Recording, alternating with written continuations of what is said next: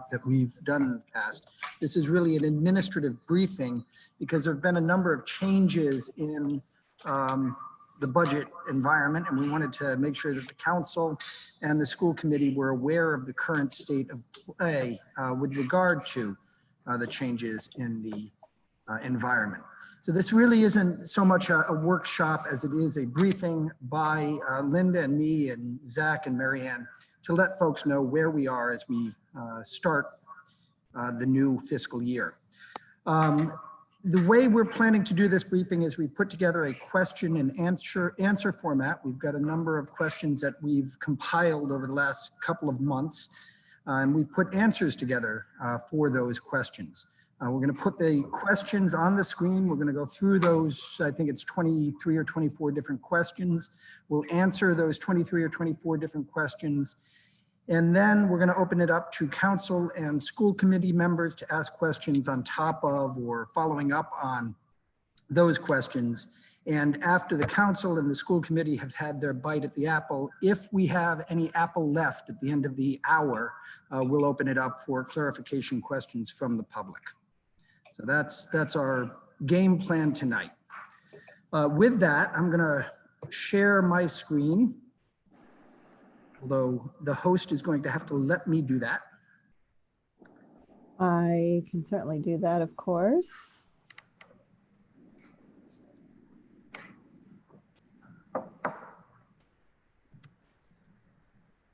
So Rob, you should be a co-host here and you should be able to do that. If you give it just a moment. I'm going to pull up these questions and we'll go from there. Nope, that's the wrong one.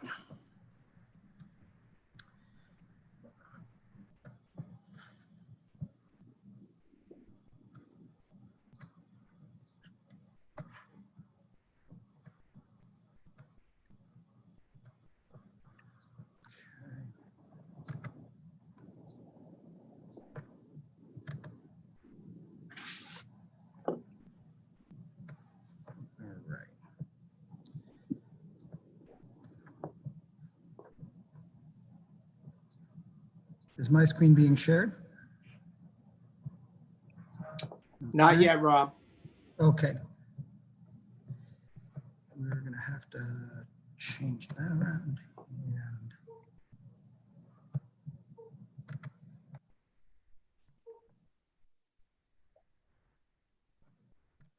all right, that should do it. Yes? Very good. All right, so as I say, this is really just a budget status briefing. The idea here is just to walk through some of the questions that we've received over the last couple of months and provide folks with, the best information that we've got on each of these questions. We're gonna tag team on this.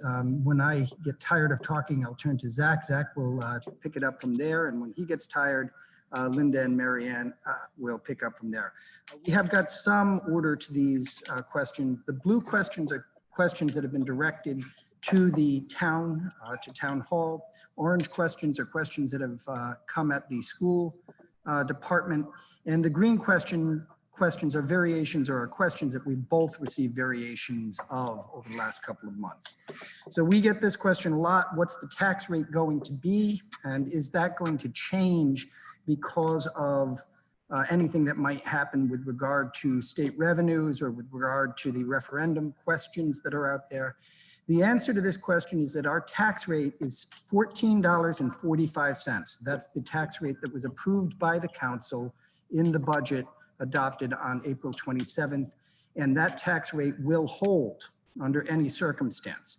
The revenues from the state are going to force reductions in spending, but they're not going to change the tax rate. And changes in spending that are driven by a referendum would also not change the tax rate. It would simply change how the town handled the undesignated fund balance.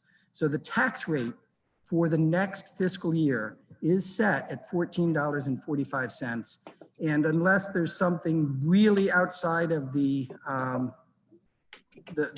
box, something that is far beyond anything that we're anticipating, there's virtually no way that the tax rate could change. There is there are provisions in the law that would allow us to come back and do a supplemental request from the taxpayers. It's not something we anticipate. The tax rate is set at 1445 and is likely to stay there under any circumstance we can foresee. As the administration had to change its revenue projections since passage of the budget, the answer to this question, unfortunately, is yes. The state revenues are still being worked out, but the state recently published numbers relative to the hotel and meals tax. It does look like South Kingstown's portion of the hotel and meals taxes is going to result in about $480,000 less revenue to the municipality. So we are anticipating a reduction in revenue from the state. The good news is the early indications from our last quarter's local tax collection suggest that we're not likely to see dramatic changes in the revenues coming to us from property tax levy. The complicated piece of revenues for us is really third-party payers. I'll talk more about some of the implications of third-party payment disruptions later in this briefing. But when we are looking to third parties for payment, we do have to be very concerned about what COVID-19 is doing to the level of service, the number of people we can service. There are some concerns about, for example, the ambulance service revenues. So far, they've not been disastrous. We did have a decline. We had a dip in ambulance revenues. They're back up to about what we've seen historically. And very luckily for us, luck favors the prepared, I suppose, our director of emergency medical services wisely had suggested that we go out and look for a vendor who we had not been working with to really bring our third-party revenues up to a higher level. We did that just before COVID hit, and the company has just been outstanding. We've seen really good returns on billing, and we're not losing funds because we're falling down on the billing. So we've actually had a relatively good year since the beginning of the year. So revenues for services that rely on third-party payments are a challenge, but we're not looking at any major disasters except for, as I say, I'll bring this up a little later when we get to a second question related to some of the things we're going to have to do in response to what's happening to us. Rob, But can I just generally ask, speaking, it's not a disaster. Rob, so if can I revenues just are ask down- you a question before you continue? Yes, please. All right, it's Michelle Brusso. I missed it. In that last question, you said the hotels and meals tax was down by what dollar amount? So we're anticipating a $480,000 loss in revenue to South Kingstown. Thank Now, you. this is not, this is just a projection. This is not, I this is realize not the that. governor's prediction of where we're actually going to be. And the state legislature has not finalized a budget. I'm only pointing out that there's a new projection that shows that the hotels and the restaurants were hit so badly that we're anticipating a big hit. I mean, it doesn't surprise me. What surprises me, I guess, is that it's not projected to be more. But I wanted the amount that you said just from my own notes. Thank you. So the next question we get is this: it's if revenues are down, what are you going to do to cut expenditures? And I'll say that it's really going to be a continuous exercise, I think, for both the schools and the town side. We're going to have to take these reductions as they actually come. What we've just described in terms of state revenue is not based on the state budget. It's not based on the governor's proposed budget or modified budget. It's really just the state revenue estimators deciding that the numbers are going to be lower. So we need to take that into account. We need to start worrying about that, but there's nothing immediate for us to do. Now, I will say that one of the things that we have done on the town side in response to the fact that it's looking like revenues are going to be tighter is we did last week suspend a program for the first quarter of the next fiscal year at our adult daycare services. We have suspended adult daycare services for the first quarter of the next fiscal year. And I will be honest, as we were with the employees over there, the layoffs are anticipated to be for the quarter, but they may endure beyond that because COVID-19 reduces the number of people who can be served in that building to a number that is so low that the program cannot sustain itself on third-party revenues. So we would have to subsidize it with general fund revenues. And if we're down on general fund revenues from what was already projected in the budget, it didn't seem a viable option.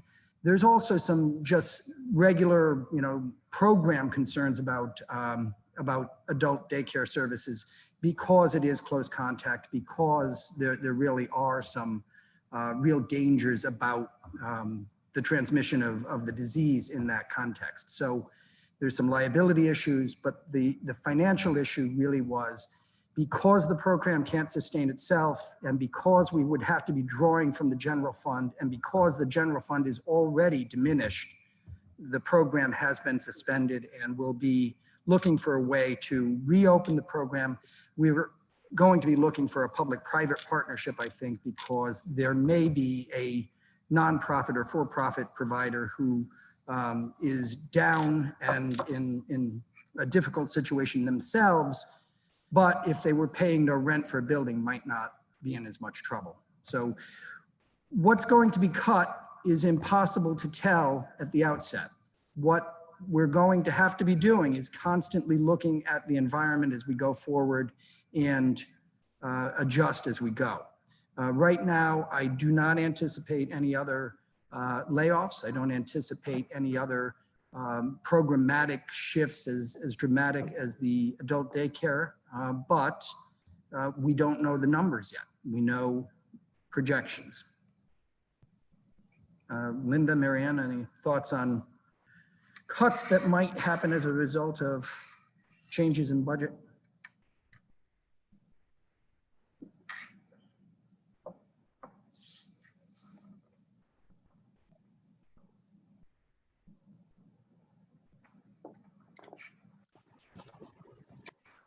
Having technical difficulties. Sorry. I'm going to move on then to the next question, which is, will the town consider defunding the police as part of its strategy here? And this is a email that we received a lot over the last few weeks. The answer to this question is very, very complicated, and we can't provide a full answer at this point. I will say that I have met with the leadership team at the police department, and we are keenly aware, the police leadership team and I are keenly aware that there is a need for us in America to figure out how to do funding for police services and social support services that is more effective than what we're doing now. We are going to begin a conversation with experts throughout the community, the school department, other departments in the municipality that deal with at-risk populations, deal with mental health issues, clinicians, folks who are experts in this area. And we're going to start looking to see what we can do to shift resources to where they're going to be most effective. The defunding nomenclature is somewhat misleading in my view. We are really talking about shifting resources to where they're going to be most effective. I'm concerned that as we start shifting, we're going to find that there isn't enough funding to provide all of the services that would be necessary to deal with these issues at the front end as opposed to the back end when the police pick them up. So yes, nothing is off the table. We will consider every department, its budget as we go forward. There are components of the police program that might not be funded if we find ourselves in a difficult position. There are components of any program that might not be funded if we find ourselves unable to find a different way to move forward. But in a general sense, the defunding the police conversation is really more about the allocation of resources, and that conversation will be happening in South Kingstown going forward. We anticipate that we'll be having our first of the community expert meetings in the next couple of weeks. What are the current projections for revenue? Our projections for revenue, other than our projections for the state pass-through aid, the hotel and meals tax, have not changed. There's nothing that we've seen in the last couple of months that has changed anything other than those numbers. So our projections are as they were published in the adopted budget. Marianne, any? The projections for fiscal 21 revenue for the school side has been full state consistent. One thing we did bring. We can't hear her. Sorry about that. The revenues for the school for fiscal 2021 are staying pretty consistent that we discussed recently at a school committee meeting. I'd like to remind folks that we are receiving federal stimulus money, CARES money. Originally, they told us it would be about $352,000.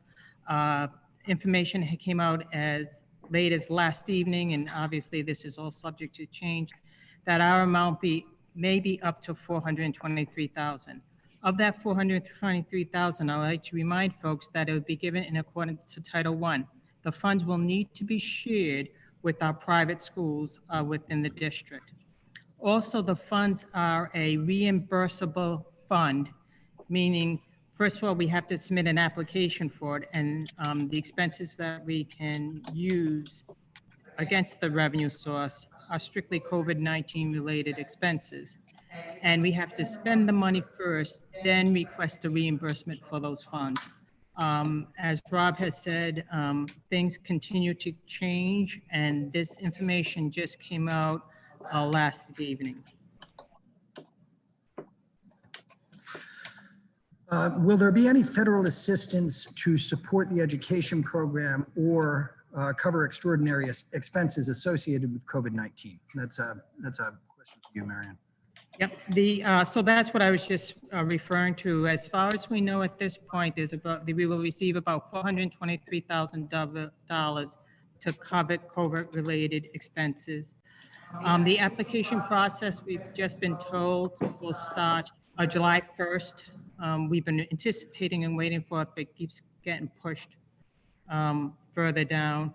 And as I said, it's a reimbursable type of grant. We need to incur the cost. We need to file an application. The application needs to be approved, and we have to incur the cost and in order to receive the reimbursement.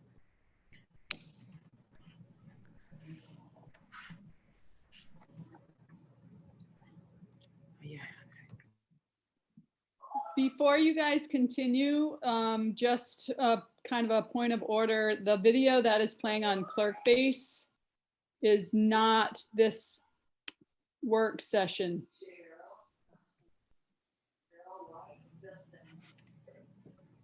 I didn't know. I don't know.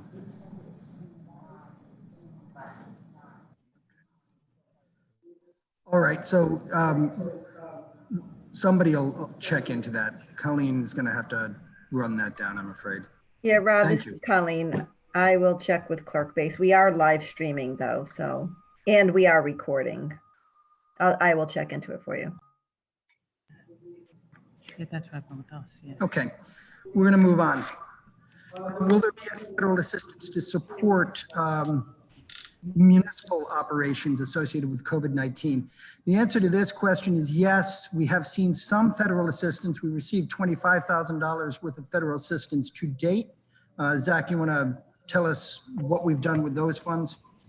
So those funds have been used to buy, or in our EMS division, to buy additional PPE and treatment to address the COVID-19 issues that arise. Anything in addition after that, right now, we would continue to use that for COVID-19 related expenses only. We're waiting for further guidance from HHS on what we need to do to maintain for backup and supporting documentation for the aid that was received, and we do have that. So from the original or the initial $25,000 in federal assistance that we did receive, we've also done some advertising and marketing, public service announcement kind of things around COVID safe practices and promoting COVID safe practices in the business community. So for example, we've sent letters to our seasonal residents to let them know that the businesses are working hard to make sure that their facilities are COVID safe. We've developed a COVID safe harbor initiative here, which is a way for local businesses to demonstrate to their customers that they have complied with the state regulations and guidelines with regard to COVID safety, and they're aware of the fact that they can be inspected at any time by the state or local officials. So that's just, again, a way of our promoting and helping small businesses keep a line open to their customers. Other federal assistance is very much in the air. We, again, have received $25,000. What we're going to get beyond that is really unknown at this point. We are tracking all of our expenses. Every municipality in Rhode Island is tracking their expenses and is providing that information to the state. Whether the state uses money it has already received from the federal government for redistribution to municipalities is an open question, and whether the feds will find a way to provide direct assistance to the municipalities is an open question. There's some talk now this week about infrastructure, direct infrastructure support to municipalities coming out of Washington. We'll see where that goes. As of right now, we've got $25,000, and there's a lot of talk about a lot of other money, but we haven't seen any of it. Has the transfer of funds associated with the school department's transportation savings in FY 19-20 already been made to the general fund? We've received this question a couple of times over the last couple of months. The answer to this question is no. That transfer from the schools to the general fund will be made at some time during the next fiscal year.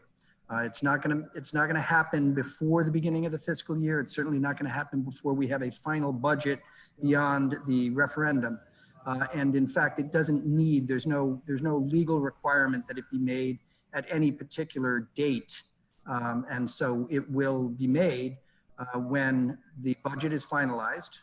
We've come through the referendum process, and it makes sense in terms of audits and all of that sort of thing. There's no critical date for the transfer to be made. It has not yet been made and will be made when it's appropriate. Any other thoughts on that, Zach or Marianne? No, I think you've identified it. It will most likely take place after we have completed our financial audit for the town and school and know what the numbers, the final numbers look like.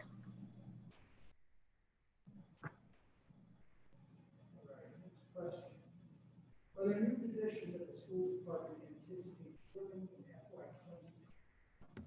Rob, you're muted. Are there new positions that the school department anticipates filling in FY 2021? We get this question. You get it a lot. We get the same question a lot. So currently, yes, there will be new positions. We'll call them new positions anticipated in the current year, but there'll be positions that will be reallocated from current positions. The total FTEs from last year in comparison to last year to this year is down slightly. Where we may have to increase in FTE will be strictly related to students' needs as relates to most likely special ed child. We may get a child that may come to the district halfway through the fiscal year. The IEP states the child is required to have a one-on-one. So in a situation like that, we would then move forward to, in order to comply with that IEP, and hire the one-to-one for the student. So at this point, we do not anticipate any new positions. However, we will reallocate based on enrollment of students in classes. So Marianne, I just want to come back at that. And what you're saying is there will be new job titles, new position titles. but the number of positions is not greater next year than it was last year. No, it's less. It's less. And we get the same question, are there new positions that other municipal departments anticipate filling in 2021? The answer to this question is the budget approved by the council would allow us to hire two new people, two new positions, a supervisor at the animal shelter and a part-time human resources manager. We don't know what the hiring timeline is going to be. We're not gonna rush out and fill a position and have an economic or a fiscal problem because we're running into those monies being needed for something else. However, if we're in a place, federal funds have come in, the state revenues aren't as bad as the current projection suggests they may be, and we get halfway into the year, then we may be able to proceed and hire either that animal shelter supervisor or the part-time HR director or a manager or both of them. We really have a need for those positions. These were not requested by the town whimsically. There is a real need for us to get someone at the animal shelter who is up to speed on all of the protocols and the best practices with regard to managing an animal shelter. We need to do this. Whether we can do this and still have the resources we need to maintain our other programs for the entire fiscal year is in doubt. And we will not be hiring that person on July 1st. We will not be hiring that person on August 1st. We will be looking to fill that position as soon as we can if the funding is available. Why would new positions be filled when physical and economic conditions are so adverse? So people say, well, why would you do that? Why would you hire somebody to do that work when, other programs are in jeopardy? And the answer is that we have things that just need to be done. We have a workforce of full and part-time people on the municipal side of 500 people. We have one full-time human resource person. We really have a lot of work for that one person to do. Half-time person would make our human resource system more efficient and more effective. We'd provide better service to our employees and therefore provide better service to the public. There's a need for the position. Whether it can be filled, given our current economic situation, is an open question. But if it can be filled, again, these positions were not asked for whimsically. There is a need. It's an identified and clear need in both the animal shelter position and the HR position. We need to have these positions filled at some point. We're not rushing to do it in a circumstance where doing so might cause us to have to stop doing something else that's very important, but we have a need that has to be addressed. Marianne, any thoughts? Linda?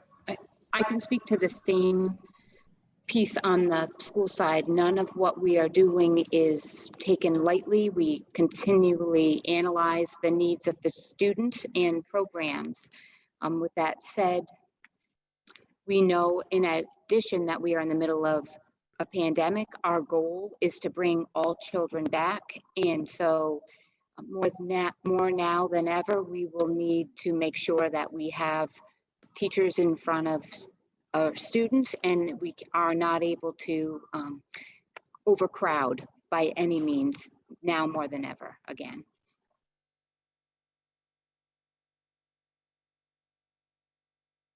We get this question a lot. If things get worse, what's the plan for reducing or making future adjustments?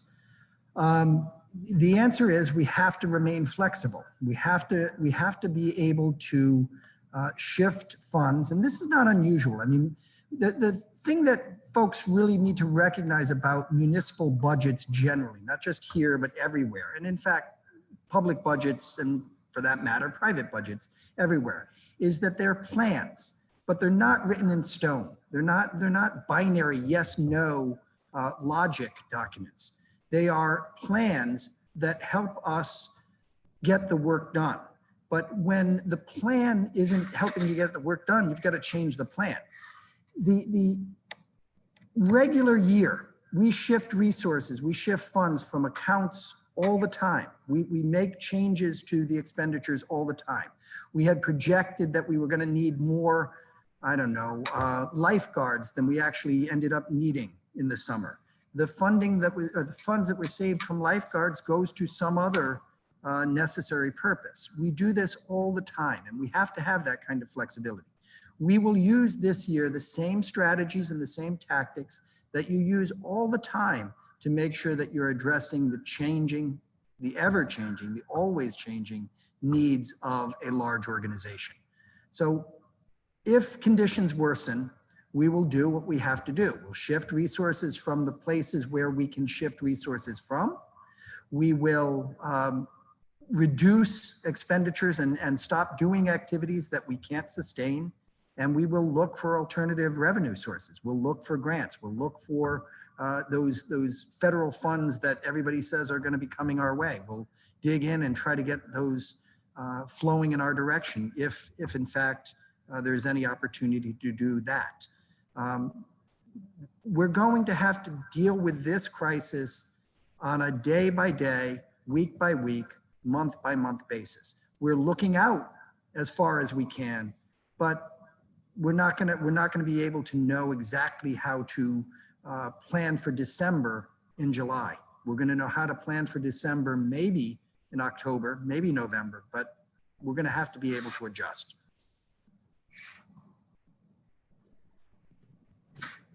The schools are in a similar situation. I would reiterate exactly what Rob said. It's a constant review and prioritization of the needs.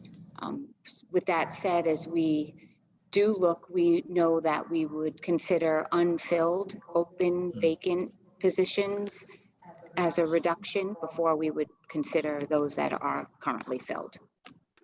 Yeah, that's an important point, and we do that as well. If you know that your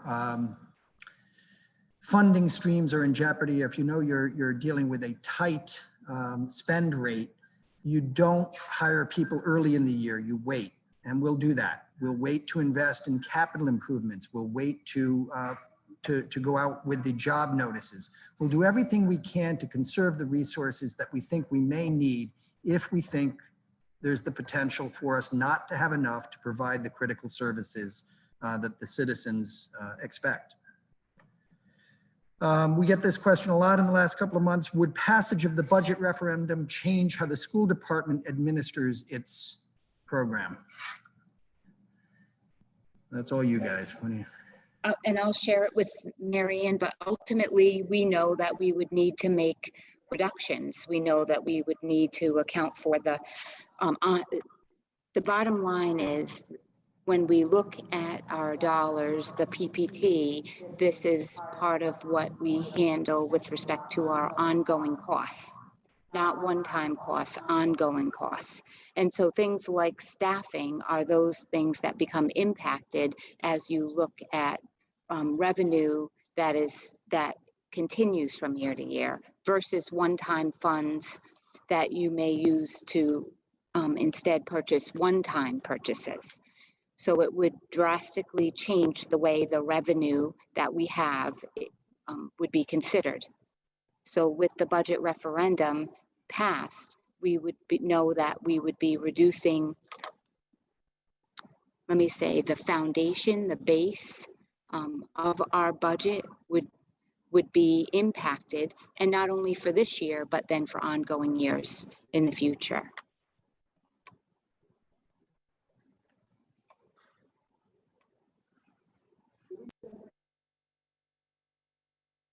We get the same question at town hall. Would passage of the budget referendum change how the municipal administration manages the general fund in FY 2021? And the answer is yes. But again, this is one of those disruptions that it's difficult to predict exactly how it would. If we had less revenue available, if we had less money available to administer the program, we'd have to make changes It may be shifting funds from capital to operations. It may be shifting funds from one program to another. It may be cutting programs out completely, but it's just the same sort of problem that we face whenever we see any disruption in revenue. If the state were to, state revenues are in fact going to be down as much as folks are predicting, then we've got that problem, and the referendum would add to that problem, but it's the same exact problem. We just have to figure out what not to do, and we'd have to figure out what we could shift around in the budget to continue doing the important things that need to be done. So yes, it would change the way we administer the program. How it would change the way we administer the program is not possible for us to say right now. We would be looking to do the same sorts of things that Linda has suggested.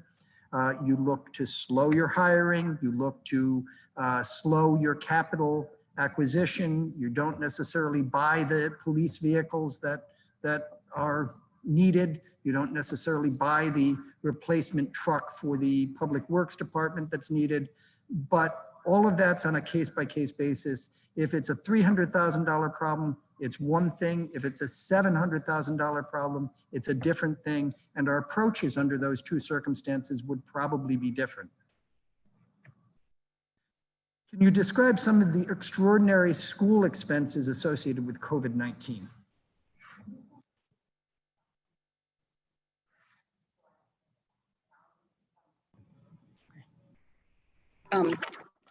Some of the additional costs that we would not normally have, but as a result of COVID-19 would be things like masks or soaps or supplies for our custodial staff, items like thermal scanning or nurses' supplies, additional custodians for cleaning. So as an example, I'm in a close or a nearby district shared some of these costs and what that could feel like. So for example, masks could be up to $500,000. The additional cleaning supplies could be $10,000. The scanning could be about $100,000. Increased nursing supplies would be about $27,000. Additional custodial staff, because you would be increasing your cleaning, and so that could be up to $100,000. In addition, one of the bigger hurdles we're dealing with right now is transportation. And so at an initial dip of survey of our parents, we do have parents, many parents that are sharing they still do need to rely on transportation. Again, just very preliminary, we're still, that survey is still open. But with that said, we know that as we look at guidelines that are being released, that we would not nearly be able to fit the students on the bus that we can today or before this all took place. So we would really need to basically fit about 1/3 of the students on a bus. And so with that said, and again, a neighboring district similar said they would see busing increase by 4 million. We know that our busing is about $4.5 million in our budget. So if we were to have 3 times the amount of busing, we know that's an inordinate amount. We did have a meeting yesterday with the governor, the superintendents, where she shared she's looking at all different ways to increase transportation and support transportation. She understands that is hurdle number 1 for us to get kids here before we can actually even educate. So, so she's thinking about external vendors that we could use, Peter Pan, but this is not something that's off the table. It's just how do we access it? Because of course, inventory is an issue, drivers are an issue, and then on top of all that, of course, is the cost. I haven't even discussed technology. We know that we would still need to increase technology. We know we'd need to have a fluid, hybrid environment supported. That would mean that our teachers would need to be able to support students who maybe still need to be home because of health concerns or because they have the sniffles coming on. So how would we be supporting streaming at home while we're supporting live face-to-face? We know that we would need to reconfigure classrooms, main offices, entryways, We know that we cannot put large groups together. That's all still under initial release, but today, or as recently as yesterday, we had pods of 30 separated by 14 feet. Well, that's not going to work in a typical cafeteria, so now we're increasing how we feed lunch, how the dollars that we need to support distributing lunches to classrooms instead of in a cafeteria. So those are just some of the initial. I'm not sure, Marianne. I'm sure you have others. Linda hit on the bulk of them, and the specific ones that I'm most concerned about are the high-priced ones, and that relates to transportation. School lunch is another one, and Linda and I were on the same call where they talked about 30 kids, 14 feet apart. And they also spoke or advised us to explore lunches in classrooms, which will mean additional staff to get lunches in the classroom, especially when you look at the high school. What the good news, I don't know if you want to call it this good news, but we've been advised that as of Friday of this week, this Friday, the RIDE, working with RIDE, Rhode Island Department of Health, will come up with the guidelines as it relates to opening of the schools. So based on these guidelines, we'll then really begin to number crunch the costs associated with it. And the one I'm most concerned, a lot of this stuff we are manageable, we can figure it out, but the transportation is going to be the largest cost. And just last year, we worked very closely with some of our parents and students in certain neighborhoods where we eliminated some of the smaller stops and made a number of group stops, lessen transportation times. And now it looks like we may have to go undo what we grouped together because of the social distancing that is required. Also, I received a text that Stephanie Cantor was knocked off her internet. She's back on, but she needs to be put back in as a panelist. So I'm not sure who's responsible for that. Colleen, you got that, right? Thank you. All right. We had a hand up as well. Kate Mazzanotti had her hand up. So I think what I would like to know is when it comes to these extraordinary school expenses, I think, and it's hard to express because it's all new and different, but I would like to think that when looking at adding the expenses, it's not like our existing budget as is, because our existing budget as is dictated by our existing structure as is, where it wouldn't be, and what is it, 54 million plus X number of millions of dollars extra. I would like to think that we would be looking at this from a holistic perspective and say, this looks different, so this will cost different, and this looks different, so this will cost different. And it kind of, and I don't even mean just South Kingstown, I mean all of everybody who's battling this discussion. I would like to think, when you say you have to add expenses because the cafeteria wouldn't be used, but the school classrooms would be used. Well, I would think it would be, instead of adding staff and personnel, it would be restructuring our current situation.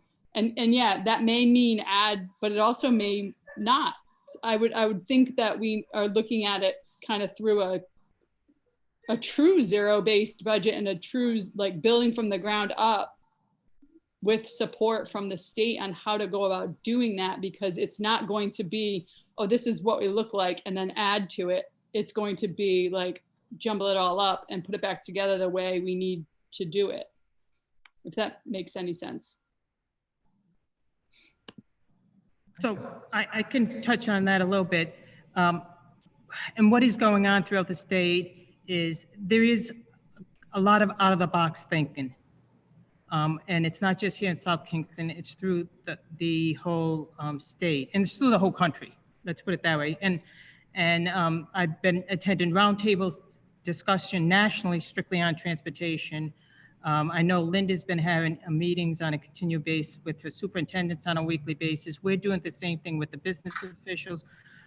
We're speaking, what we're talking about now is somehow finding a way that for, say, for instance, cleaning supplies and some of the PPE supplies and stuff like that is collaboratively working with all schools across the state, so we can go out to bid and a bulk bid. Because clearly we're in competition with counties that are the size of Rhode Island.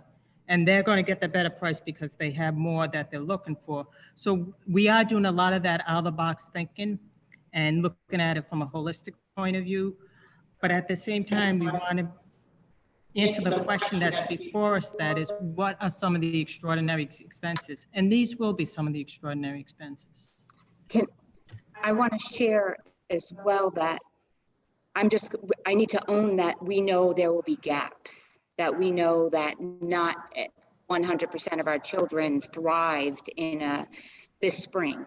And that we, talking with parents recently, speaking with those that needed services, that it wasn't ideal for everybody. So I think as we do consider the costs to come back safely, to come back into our schools as safely as we can provide, that in addition, we are going to have to reflect on what we've just experienced for the past 3 months and how we try to fill those gaps of learning for children and the cost associated. So we get the same question on our side as well. Can we describe some of the extraordinary school expenses associated with COVID-19? A large part of what we've experienced is with the EMS crew. We've been running a third vehicle in order to promote transportation that's appropriate to COVID patients and non-COVID patients. We've seen expenses such as the installation of glass shields in town hall. That has been delayed, I understand, because glass and aluminum right now are at a premium with the recent protests having increased demand for glass and aluminum across the country. But those putting up shields, putting up windows in all of the service desks or service counters in town hall is going to cost us $20,000. I mean, there are expenses that come with just trying to make sure that the public is safe when they come into the building.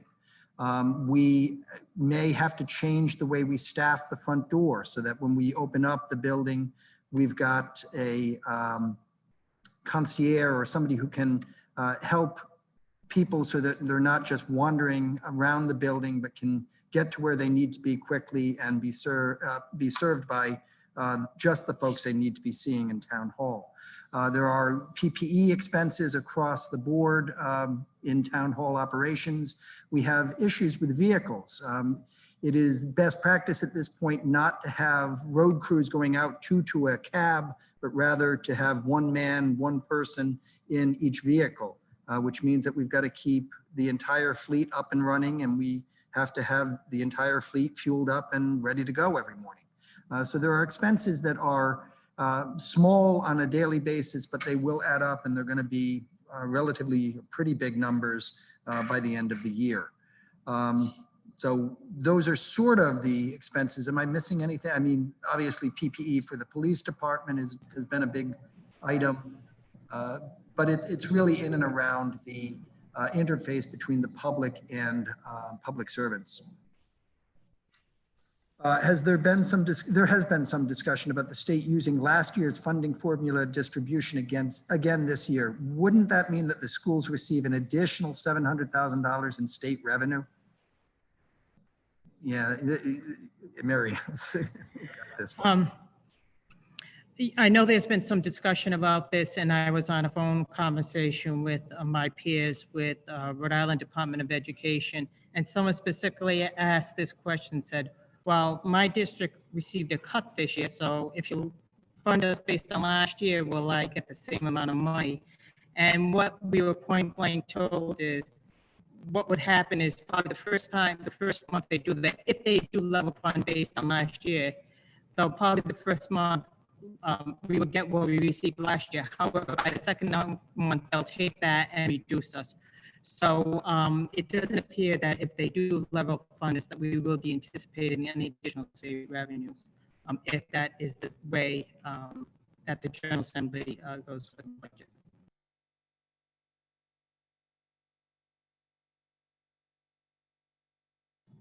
I will add that I was on a call with the league and OMB recently, and that was the impression I got as well.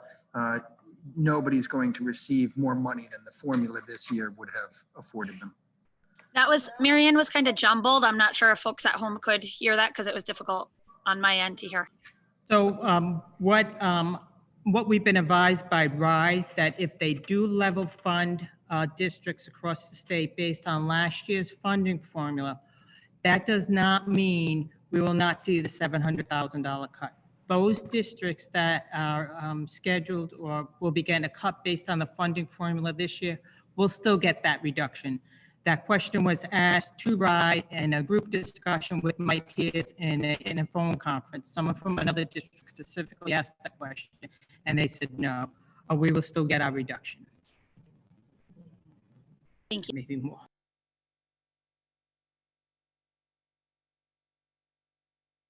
So what happens if the schools receive additional funding from the state or federal government? Does the reduction, does that reduce the PTT distributed to the schools? Does it contribute to the schools' unassigned fund? Does it allow the schools to expand their programming?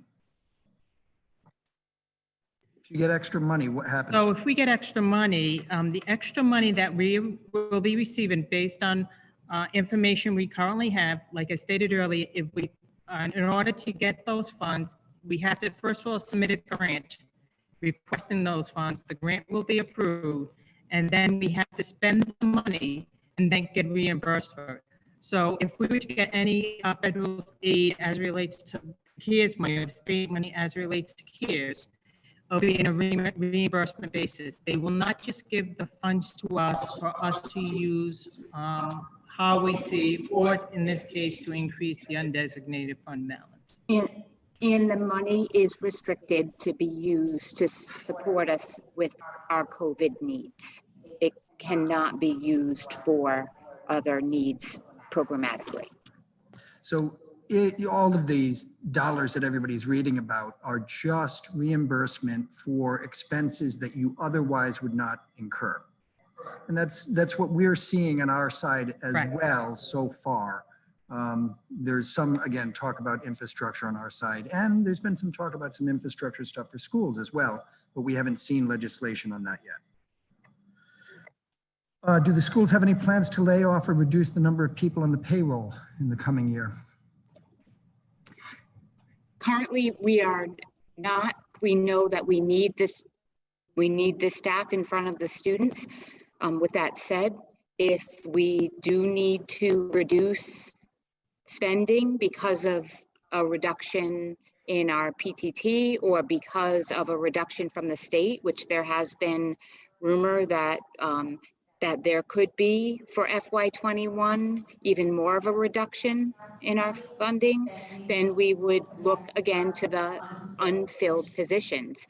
So in some cases, we are posting unfilled right now. It doesn't mean that we're going to hire people today with those positions, but we will post and as anticipated.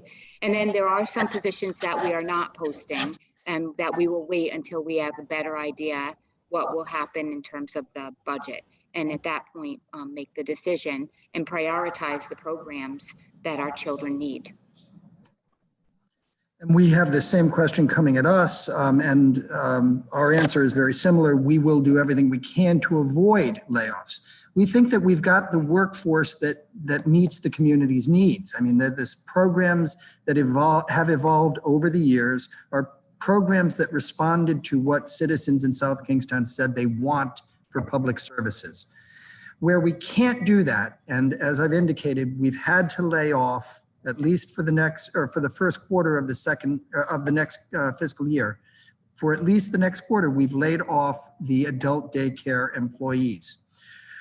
We did that after carrying those employees for 3 months on the general fund when their third-party revenue source dried up. As soon as we couldn't start billing, as soon as we had to stop billing third-party payers, we carried those employees for 3 months looking for work, finding work for them to do elsewhere in the municipal program.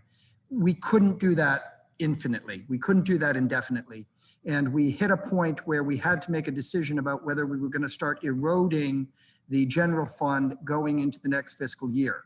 Where we have to make reductions, we will, but we want to avoid it if it's at all possible. And our goal, even with regard to the positions that we have cut, is to get the program back up and running somehow. We want to figure out how to get that program running. If it's that they come back as private sector, nonprofit sector employees, that's fine, but we want to provide the services that the citizens have said they want and need.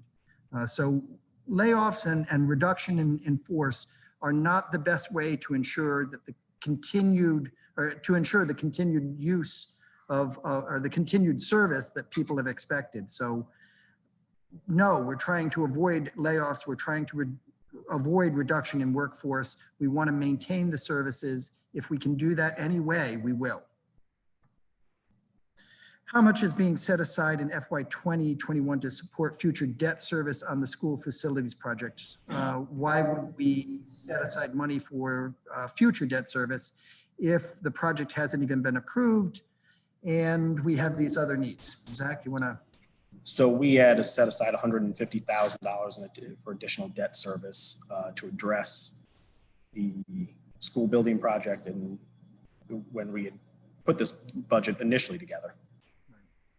And the reason that we set money aside for future debt service is so that if we end up with future debt to service, the impact on the taxpayer is as minimal on that initial year when we start paying the debt as it can be. It's a technique designed to smooth the impact of additional debt.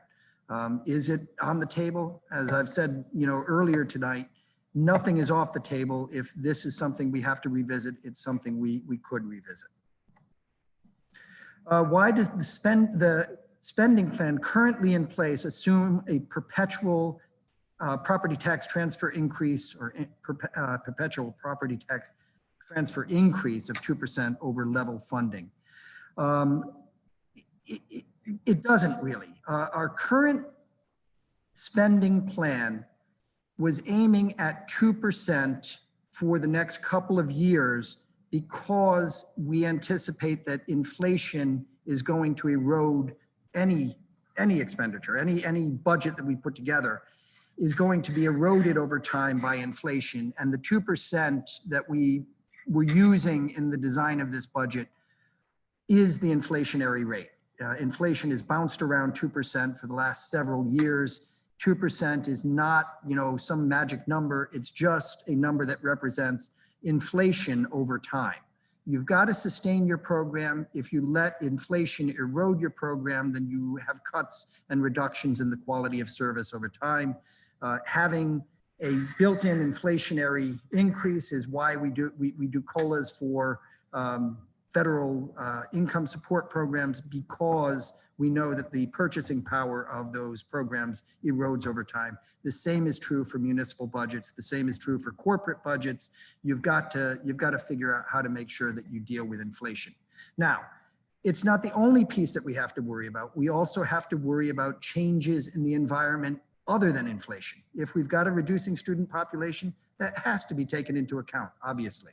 If we've got increases that are extraordinary, for example, the need to replace or repair buildings that have deteriorated, those are extraordinary environmental impacts that have to also be taken into account. 2% is just the inflation piece. There's obviously a whole lot of other things that need to go into building future year budgets.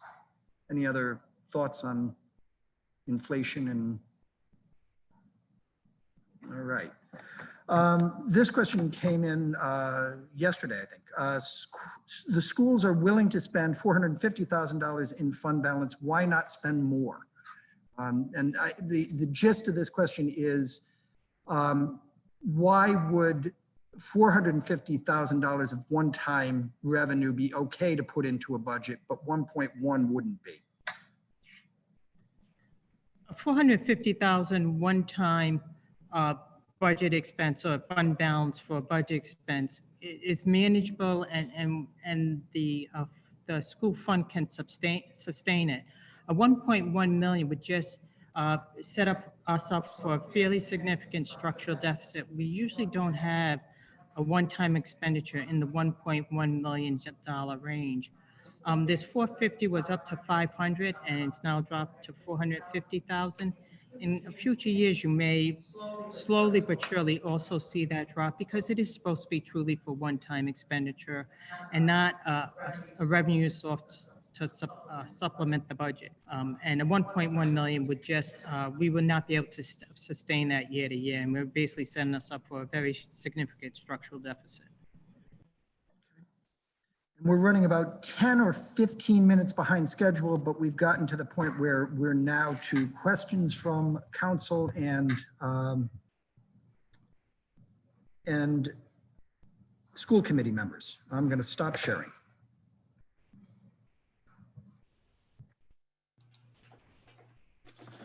I think this is a question for Linda. I understand that there's potentially a huge increase in transportation funds.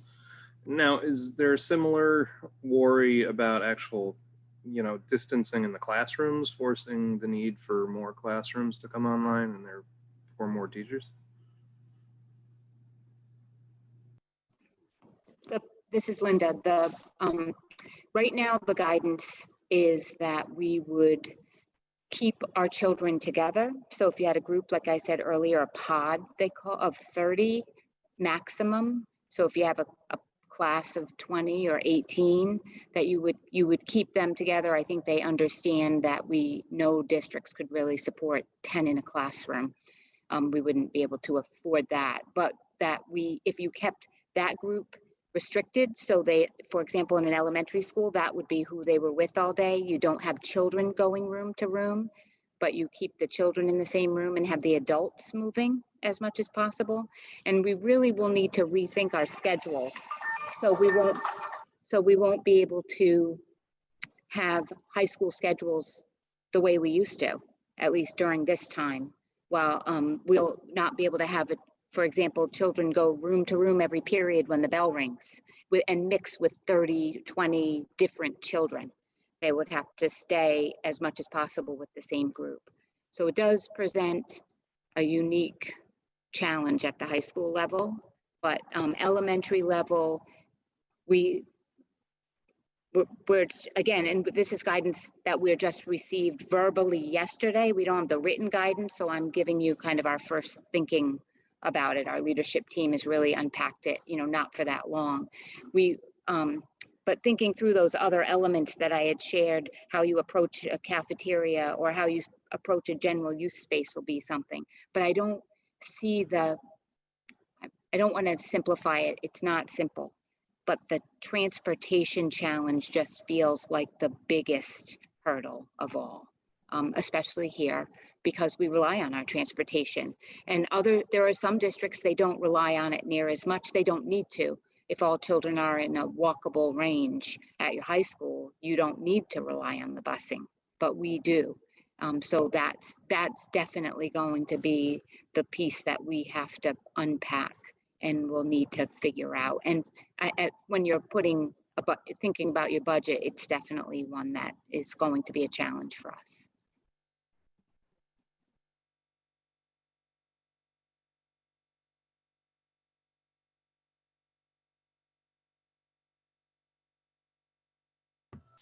Hi, Rob. This is Bryant. I had my hand raised next, I believe. So I'll just ask the question. The two questions that I have is when we're suspending adult daycare, my concern is what are some of these people doing if they're not able to go to adult daycare? Are there other services in the area that we can direct them to? And the second question that I had is what components of the police might not be funded if and when we hit financial hard times? I'm sorry, I didn't hear the second part of that question. Oh, sorry. I'll repeat it. So you heard the first question about the adult daycare? Yes. Okay. The second question was what components of the police might not be funded if and when we hit financial hard times? So the adult daycare, problem is a real problem. There is not enough daycare service for our senior population, the population of folks who are dealing with memory and health issues generally. This is an incredibly important service for families in South Kingstown, and for that matter, South Kingstown, Narragansett, and North Kingstown. There just isn't enough service of this type out there. The challenge for us in this program is that it has always been budgeted as a self-sustaining program, and it isn't that now. It wasn't that starting on March, whatever it was, 15th, when the governor, ordered us to stay at home. The program has been shut down since then. There's nothing that we can see that would indicate that we're going to be out of the woods in terms of COVID-19 social distancing requirements. And on the 13th of June, the state sent down a regulation that said the number of persons who can participate in our program, given the size of the space, is 10. And 10 just is not a number that is viable. It just doesn't work. We'd have 6 employees and 10 clients, and it just doesn't work. What we need to be doing with the adult daycare program is looking for an alternative model, partnering with somebody who's also trying to figure out how to make their program work, and see if we can get something going with, I'm hoping a nonprofit organization is out there that is looking for space at a inexpensive or zero rent, on a zero rent cost basis. And maybe we can figure out how to get the program up and running to provide the services that citizens have enjoyed and really do want to see continue. With regard to the police, I'm not anywhere near able to tell you what we would cut. I can tell you that we have capital expenditures, and aside from the patrol services that we engage in, there are administrative services that may be a little bit more flexible in terms of the personnel requirements. And in the broader sense, when we talk about the defunding the police call or philosophy here, what we really need to be doing is focusing on shifting resources to the front end of our social services spectrum. It's not about taking from the police as much as it is about giving to the service providers who can intervene before the police need to be called. Mental health issues are an issue in South Kingstown. When the police are called to a mental health crisis situation, they have to behave as police officers are trained to behave. They have to engage as police officers. If we had a clinician who could be sent out and work with that person before the police are on the scene, we'd be in a better position all around. The police would not be dealing with something that's somewhat outside of their bailiwick, and the citizen who needs services would be in contact with somebody who's better equipped to provide those services. So it's really a reforming of our social service and policing regimen. This isn't going to be a 1 year. This is not a 2020, 2021 solution. We're going to have a conversation and see what we can shift. It's going to take us time. We're just starting the conversation. As I say, I sat down with the leadership team at the police department on Monday. I was very happy to find that we have a leadership team at the police department that is willing to figure out how to provide the best possible service to our citizens. They're not trying to figure out how to, protect their sacred cows or anything like that. They're looking to figure out how we can provide the best service. And if that means shifting resources from the police department to a hypothetical social services department or a hypothetical early intervention team or something else outside of the police department, they're not opposed to that. We're looking for ways to provide the best service possible. What that's going to look like, I cannot tell you tonight. I just don't know.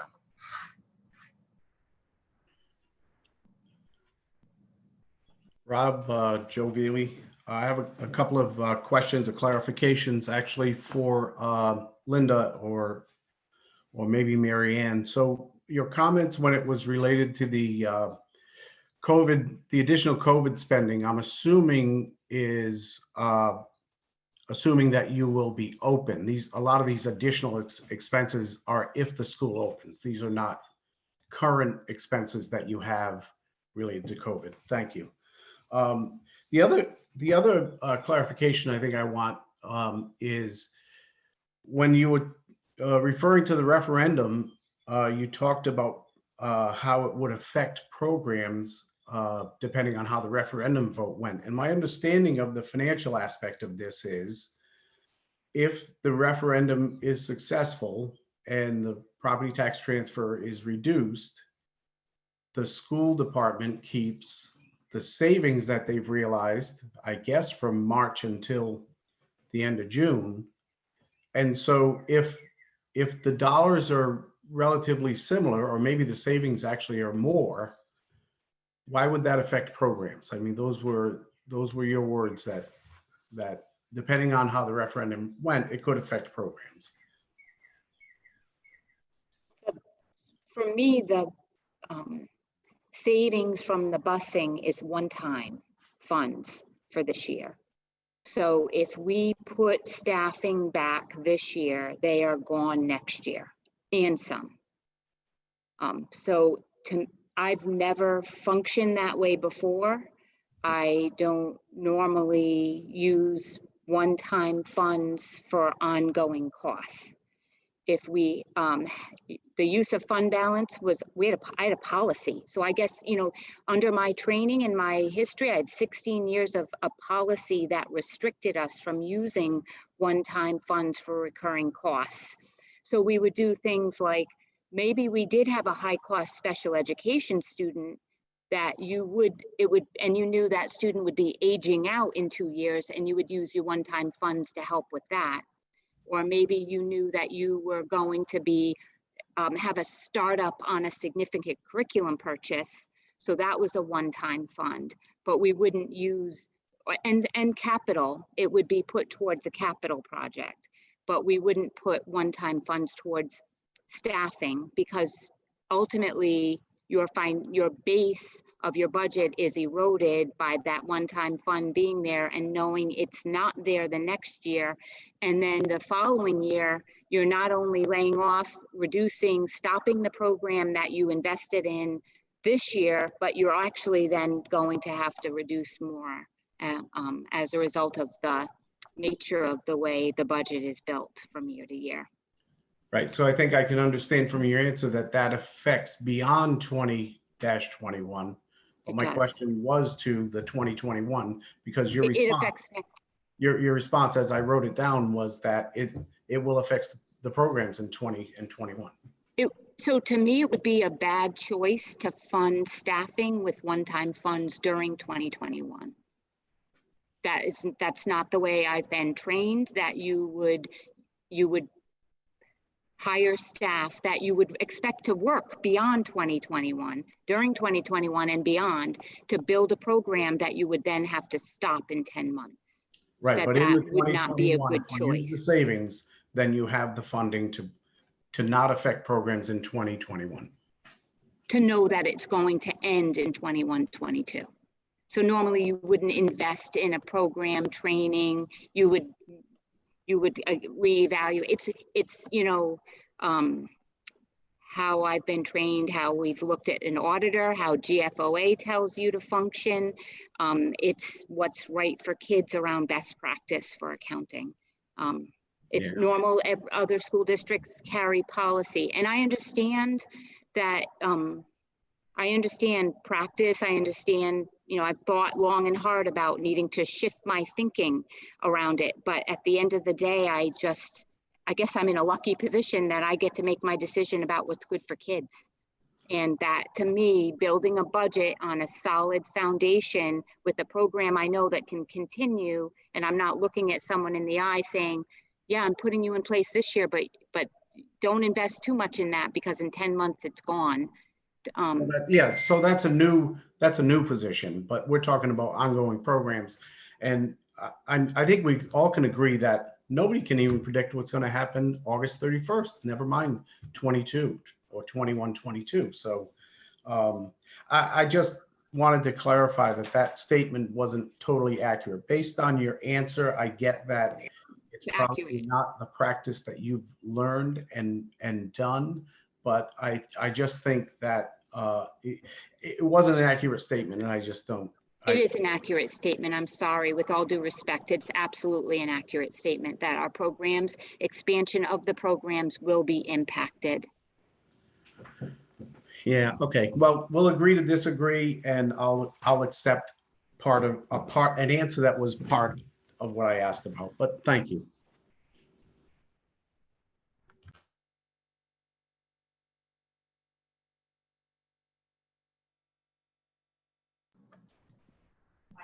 I don't So know. I don't know if we're going in order, but I think I was next. My question actually to Linda, when it comes to the concept of maybe like hybrid come September and going forward, is there a cost savings by having some kids be able to continue with schooling at home if that is their if as long as they thrive in that environment, and then B, if that's what their families obviously would prefer. So removing, and I know it's, you know, if my whole neighborhood is being transported, my one kid not going on the bus isn't going to change the cost of the bus. So I understand that.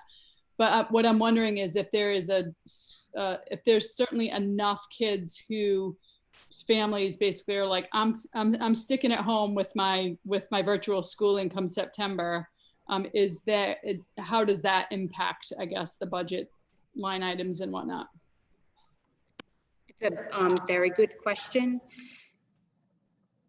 I'll say this, I have initial survey data where we've asked, I just asked a very simple kind of 2-question survey. Are you feeling comfortable coming back? Is this staying home and what you feel like you should be doing? I was, again, it's initial, but the pulse is that folks want their children back in school. I was a little surprised maybe, but then maybe not. And then, so we are feeling in district that folks do want their children back in school. Now, we do know some did thrive at home, but I think when I've had a new thinking, so I'm going to share kind of my new thoughts as we've discussed this with neighboring communities, with the governor, that hybrid for us will mean at a flick of a switch, we may need to be all home tomorrow. We may need one school home for 2 weeks. We may have one child who has a runny nose and needs to be working from home. So I think for a couple days, as an example. So I think what our hybrid model will be, won't be like Linda picks to work from home and Marianne picks to be at school, that it will need to be fluid all the time. So as we rebuild for re-entry, at least if the world looks the way it does today on August 31st, which is the day that we're expected to, our goal is to have all children back. That's what the governor has shared, then that we will need to be fluid. And on, September 5, we maybe all could be in a situation that we know we have a school that has a breakout and that school may need to be home. So at any moment, I think we're going to need to be home, and that when some folks home and then being able to pop back and forth between home and school is what it's feeling like the guidance is going to expect. So what I'm hearing, prepare guidance, it's home, hybrid, and school. Yep. A savings around that, I've not uncovered. I'm not like, it's not, and talking with the other superintendents, it's not kind of hit us, like sometimes savings will, right? We knew we were going virtual and we said, transportation, we're gonna, all right, it's clear. I've not yet found a clear savings. Maybe it will fall out that it does. But like you said, you might have one person in one neighborhood say, I'm going to stay home, but we know the others may not. So we will dig into data. It's manageable. This is not, we're not New York City. We can figure this out. We can count. We have a finite number of students. So we will analyze and do the best, but I'm not, we will look for the savings, I guess is what I can say. It's not clearly, I'm sitting with, yesterday I sat with other superintendents for about 3.5 hours total. We meet once to twice a week. It's not becoming very clear any savings on all this. Yeah, and well, and actually what I'm hearing is almost like there wouldn't be, because you technically need to plan for 2,800 bodies to be in those seats every day. And even if some are home and some are not home, either way, as a public school, you have to plan for 2,800 bodies to be in those seats every day. Right. Thank you. Thank you. Can I follow up on Kate's question? It's Michelle Brousseau. Please. Oh, thank you, Kate. Linda, have you, what's the faculty reaction to having, a kid that needs to stay home because he or she has the sniffles today? And I mean, I know that's going to be a reality, or, flip that coin, the teacher has the sniffles. I mean, are they wrapping their heads around how to do, I can't fathom it. So this is why I'm asking the question, how they're gonna teach a class in front of them and then teach the 1 or 2 kids have the sniffles and are at home that particular day. Can you talk about that for a minute? Sure. We'll work with our staff. We know that we'll need to be flexible. Again, fluidity and flexibility is going to be the name of the game. I will say, I think if we said even a year ago that we would need to be prepared to be 100% virtual in about a 7-day period, we never would have believed we would have pulled that off either, and we did.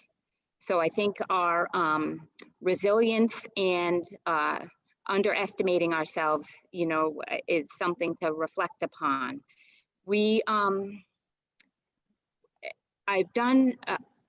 I've had many discussions with staff, continue to also reached out asking staff who they would, if anybody would like to help us in the next couple of weeks as we plan. And I'll tell you, I've had an inordinate amount of folks immediately, right away, volunteer to take their summer to help and discuss and plan with us.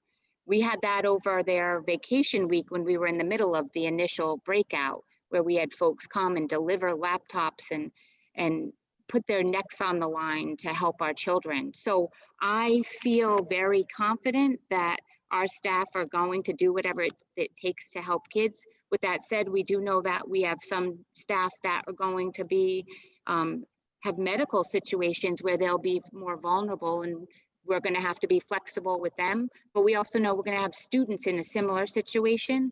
So I think the thought process, and not just for us, for everybody, is can we match up children who need to stay home with staff who need to stay home and support them, if as much as we can have that match work out.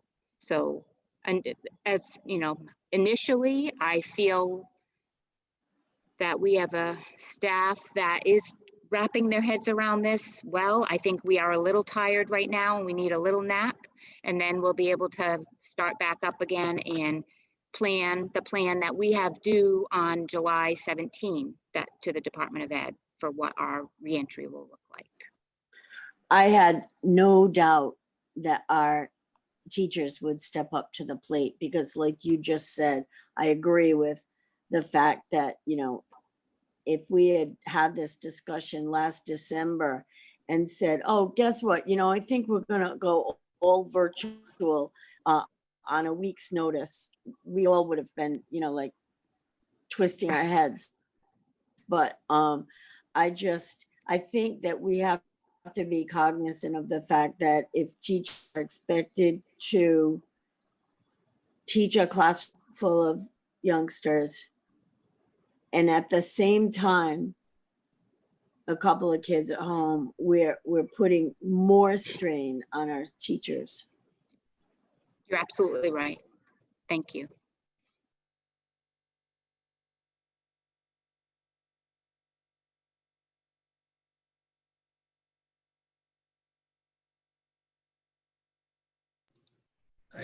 So I saw Emily's hand was raised for longer than mine. I don't know if she still has her hand up or Hi, wants. yeah.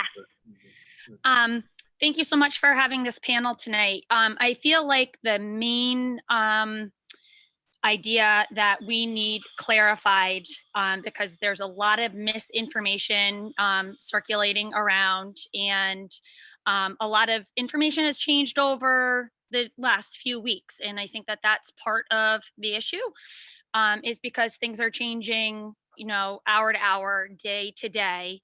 And if somebody calls in, one day they may get one answer, and then if you call in a couple days later, the answer has changed. And it's not because, there's really different answers. It's that as we get new information, or as the district gets new information, the town gets new information, the answer is changing. So I really feel that at this time, it is very, very essential for people that are looking to make an informed decision on July 14th at the voting polls, that we have a clear explanation, Rob and Linda are both in the same room, that will the programs be affected in the school department for this upcoming September, and as they've been outlined.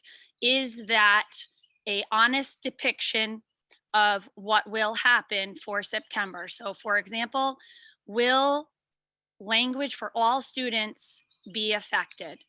Will co-teaching expansion be affected? And then after the answer to that, I would also I have a second question on why we are doing that. So I know the answer to that, but if we could have a quick explanation to that, that would be great, so that people can hear at this point where we are with all the information on hand, what that looks like. So that would be great. I will share, and I've shared it, and it's actually in a document online that off of our website, that again, when we budget, we do not use one-time funds to fund staffing. So the programs that we talked about, that were priority programs that we were trying to expand. So they are programs, yes. Do they exist today? Yes, but you work to make programs better and to expand. So you may have a program that's in one grade, in one class, but now you'd like it to go to all elementary grades. But so that would be an example of a program being expanded. And it can have this, and so an example of that is co-teaching. So we would not be able to work to expand that if we were not able to be supported with ongoing costs for staffing. And Linda, that would be for this September, we were looking to, as a district, expand co-teaching in our early elementary grades.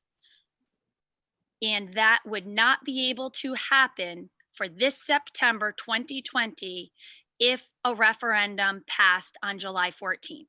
Is that an accurate truth at this time? Yes. Okay, and then the second part to my question about that was why, I know we've talked about this in meetings, but there seems to be confusion about, expanding programs, and why now this isn't really a great time to expand programs. Why is now the time that, as the superintendent of the schools, you have deemed it very important to expand this model? I think that co-teaching is critical for all kids. And I understand, and if you're not aware of what co-teaching is, I'm going to speak to co-teaching specifically. It is a program that allows us to keep our children who have IEPs in the regular classroom. They do not need to be pulled out for service. And we did have a presentation, if you happen to see our May 12th school committee meeting, it's recorded where you can see under the superintendent's report a little spotlight that we did on our pilot that we did. So I just want to give an example of it. I'm referencing it because as an example, we had a special educator working with that classroom 20 minutes a day. When we expanded it, that special educator was able to stay in that classroom for 3 hours. We know that the dynamics, not only of the children in the room that have the IEP, have the individual education plan, it didn't only improve for them, but for all children in the room. That co-teaching model is able to help every child. It's able to leave every child in the regular classroom.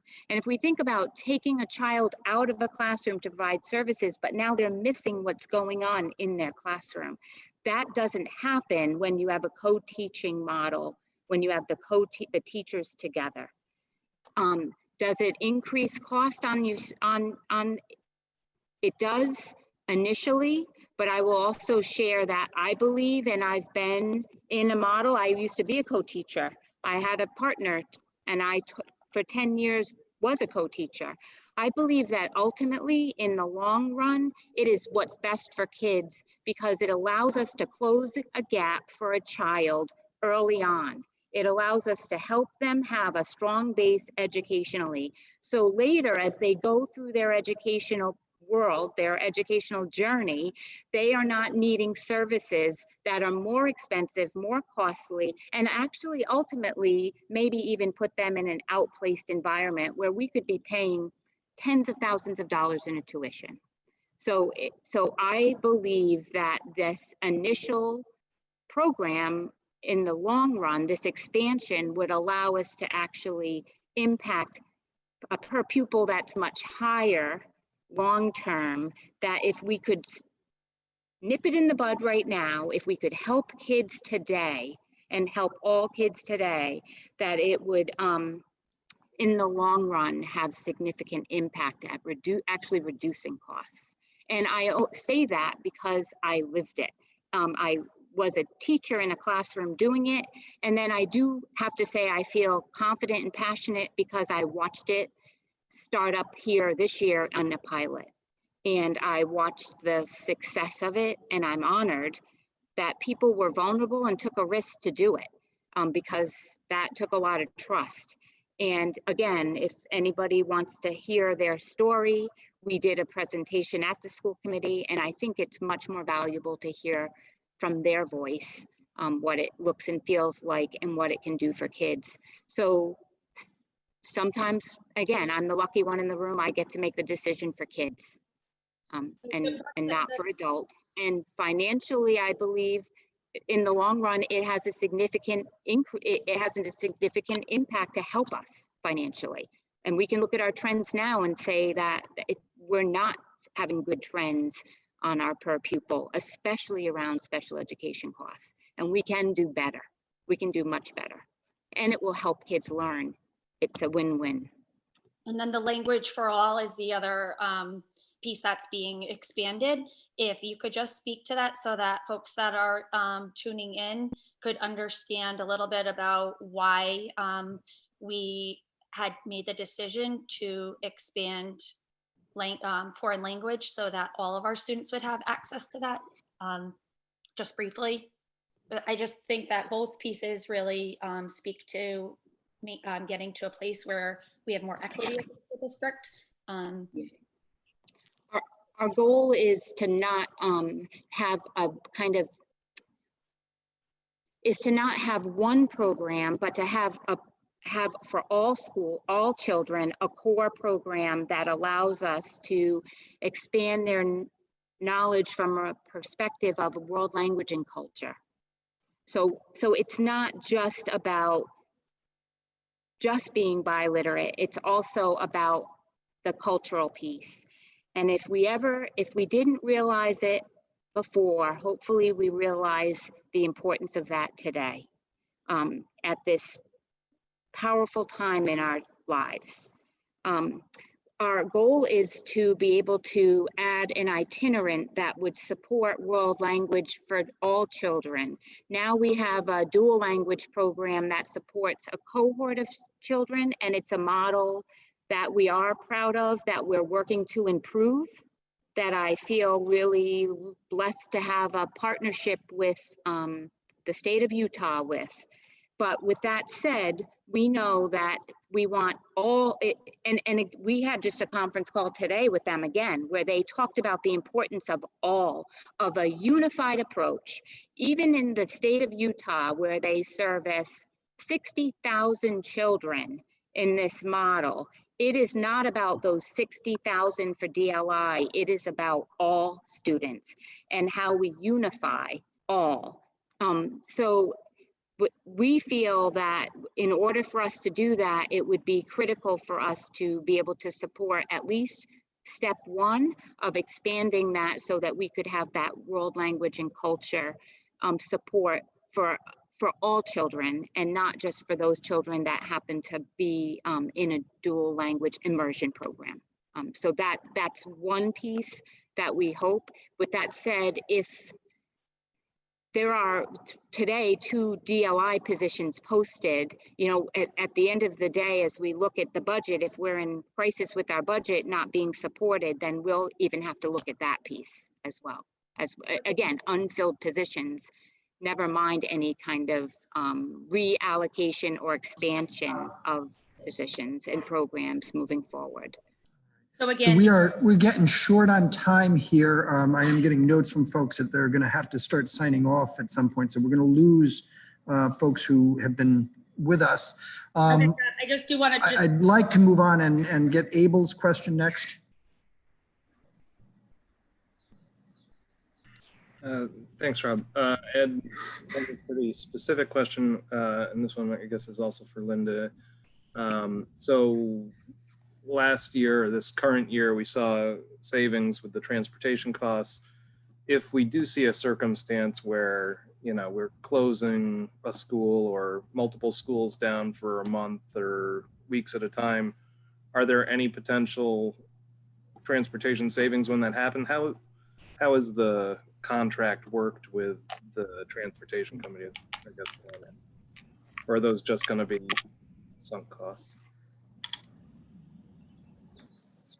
Do you want to take that? We're in a little bit of we shared a little bit of information at our last school committee meeting. There are documents. I just want to say for folks who are kind of tuned in that there are documents that we're in the middle of a conversation with our bus vendor, because we're not necessarily in agreement about paying or not paying for a service rendered. But I'm going to let Mary Ann take the rest of this. As you all know, some time ago, working with our attorney, we did reach out, we did respond to our current contractor and advise them that we will not be paying them for April, May, and June.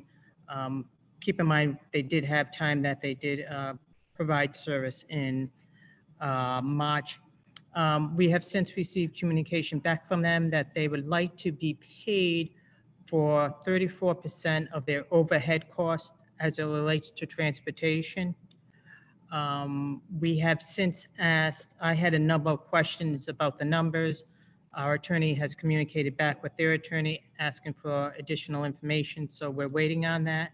So to directly answer your question, Abel, I think we'll probably be in the same situation that if we end up closing down for 1 month and we don't make up those days, I would suspect and I would expect the transportation company to come back and ask for the same type of reimbursement for their overhead cost. If I can just share one piece that we've seen from our neighbors, we are, so folks who ended their contract this year in 1920 saw a significant increase in their contract as they went out to bid. They had limited folks respond to that bid, and then they saw a significant increase in their in their 2021. So we can probably anticipate that we will see a significant increase when our contract is up in 21-22. In other words, the difference is made up. And you end up with a kind of sole source vendor. There are not many options for us. One neighboring school district that Linda is referring to, the increase, they went out to bid this year for next year. The increase that they got, they only got one company bid on it. It was a 16% increase to their, a 16% increase from what they're paying currently. Yeah, and that's an interesting problem because transportation costs should be down, fuel costs are down and are trending down even further. We're seeing sort of a monopolistic power impact here, and there's not a lot we can do. We're stuck in the market we're in. Okay. My second question was more for you, Rob, similar to the line of questioning we've heard for Linda. So if, say, the referendum passes on the municipal side, that takes 300,000 away from the municipal budget, and then the meals tax takes another 500,000, call it, it's 800,000. What type of cuts would you anticipate in our program?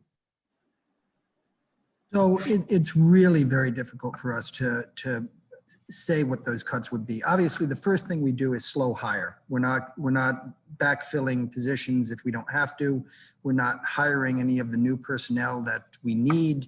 That part-time HR person is not coming on board. The animal shelter is going to have to continue to be a suboptimal management team.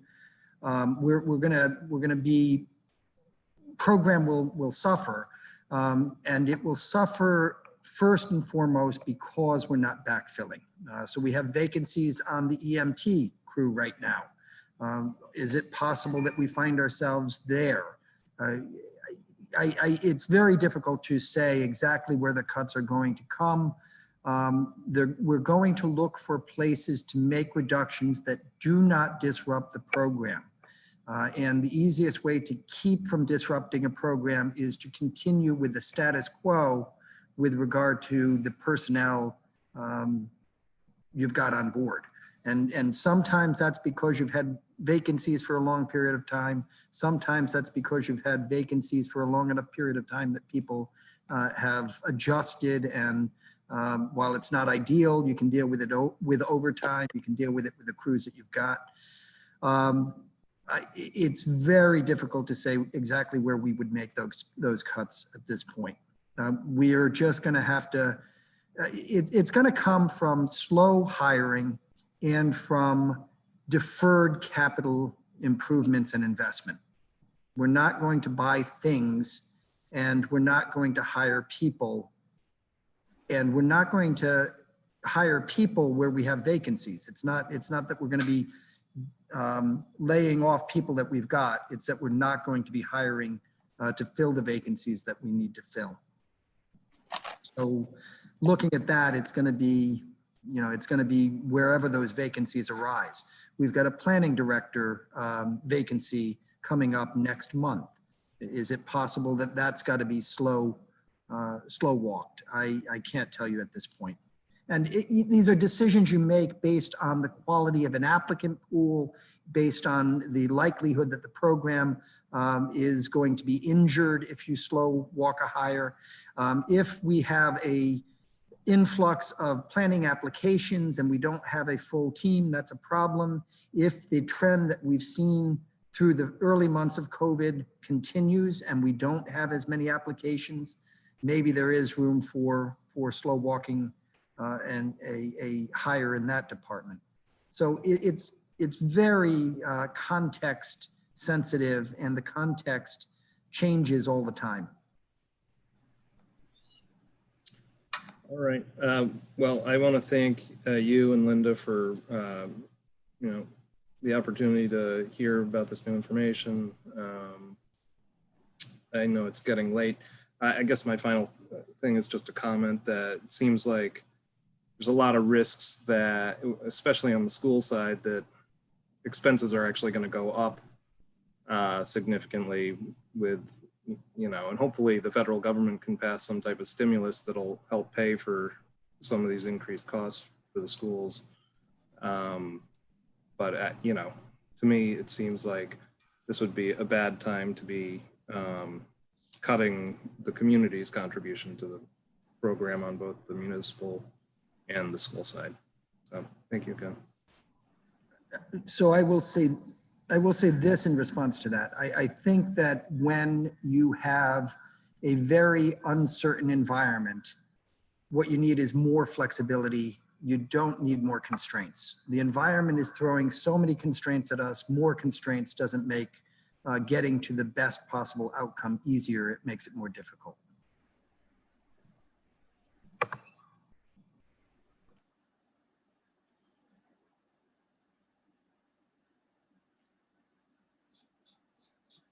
Can I just make a comment about Linda's answer? Okay, it's Michelle Brusso. I want to, I've said this a couple of times, but I was also a co-teacher for 10 years. And my comment is simply that what I've heard from people in the community is they think we're planning on putting 2 teachers in every classroom. And every time that comment has come my way, I have explained, no, the co-teacher, the special educator is put in the classrooms where they are needed. And and I explained how we did the model this year, where we had the one special educator that worked with 2 classrooms of the same grade. But I'm explaining that one at a time. So I think, Ms. Savastano, I think that if you address that and let people know that we're not doubling our teaching force in order to make this model, in the school where I was, I think we might have had 5 classrooms that had co-teaching going on for one period. That was a high school, clearly, for one period of the day. And so, if you could just address that, I think it would put some people's fears to rest that we're looking to double our teaching staff. Thank you. Thank you.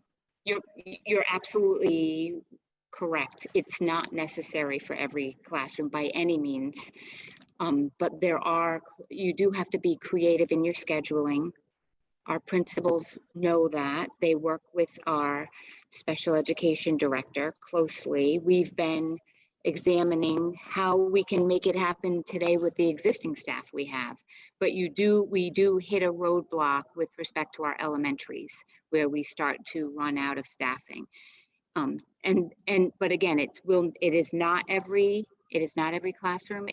But the classrooms, and we try to strategically place children who have certain needs together so that we can group them and have the co-teachers work together with them. With that said, you do want to balance, because you want to be including you into a classroom where children also don't have IEPs. Not that we all don't benefit from times working together in small group or with having the 2 teachers there. But I agree, we were very creative this year where we had the co-teaching. We had 1 teacher shared between 2 classrooms. They ended up opening the doors between the rooms and mixing and mingling, if you will, between those 2 classrooms. I think we're gonna next year have another layer on top of us where we're going to need to restrict the mobility of our students and staff. So it's a little bit different with COVID-19 laid on top of it as well. But you're absolutely right. I'll reiterate that it is not every single classroom by any means. it is ideal for the school that district I used to work in. We used to have one co-teaching class per grade level at a smaller elementary. At a bigger elementary, you would want to try to have one co-teacher per 2 classrooms. So again, it's how creative can you be with that scheduling? Thank you very much for the question. Great. We're coming up on 9 o'clock. Emily Comiskey's got her hand up, and then I think we're going to open this up for clarification requests from any member of the audience. But we're going to keep that to 10 minutes. So Emily, if you want to ask the last question from our panelists, we'll go to the audience. Yep, great. I just was hoping that I could reiterate and have Linda clarify that this was as a closing to my 2 initial questions I didn't get to finish, was that the reason that we are expanding co-teaching as a district in the early grades, and the reason that we are expanding foreign language for all students is because we have significant gaps between racial subgroups and also between socioeconomic groups, in that the district is looking to close those gaps and to promote equity across our district. Are those the reasons that we are at this time considering it an absolute priority to expand these programs in September? And that if this referendum passes, will that impact our ability to work towards closing those gaps? I started our first budget meeting that we ever had together to kick off this budget, looking at our accountability data. And our accountability data glaringly showed that we were underserving certain populations.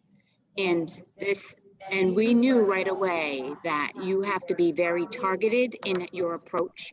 And we knew that by focusing on our special education co-teaching, that looking at our underserved cohorts and what we could do to be equitable in our approach, that would be the only thing that would help us to close the gap. So you're absolutely right. It really stemmed from initially, I think it was in January that we started the conversation. That presentation is still on our website. I just looked at it the other day under the budget.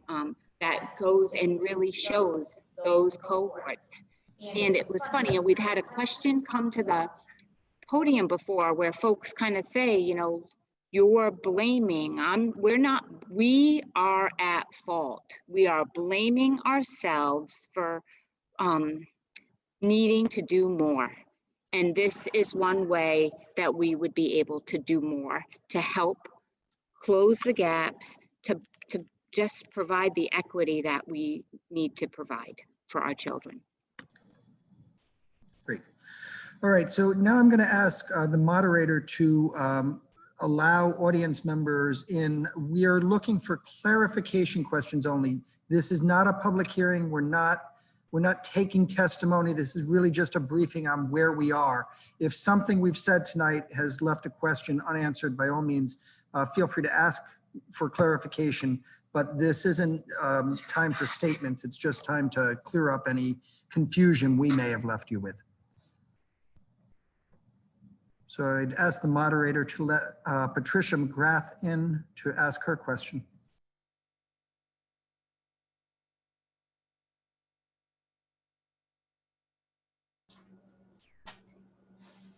So she is in and unmuted. She may need to unmute herself. Patricia, you're going to have to unmute yourself, it looks like.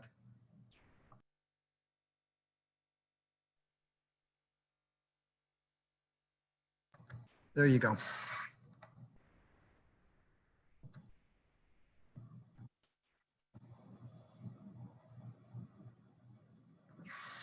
Patricia, you should be able to speak at this point.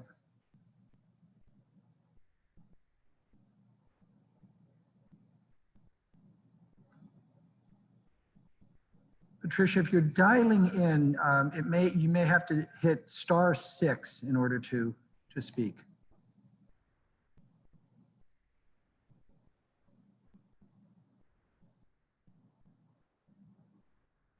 I don't know what happened. Christy Fish, you're next in line.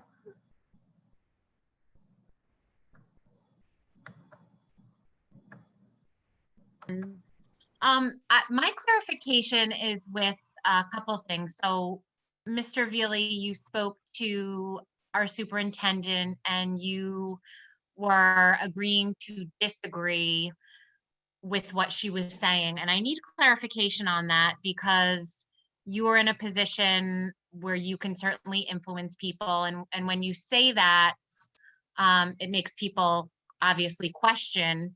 So I'm wondering, can you just clarify for me exactly what you were agreeing to disagree on so I can understand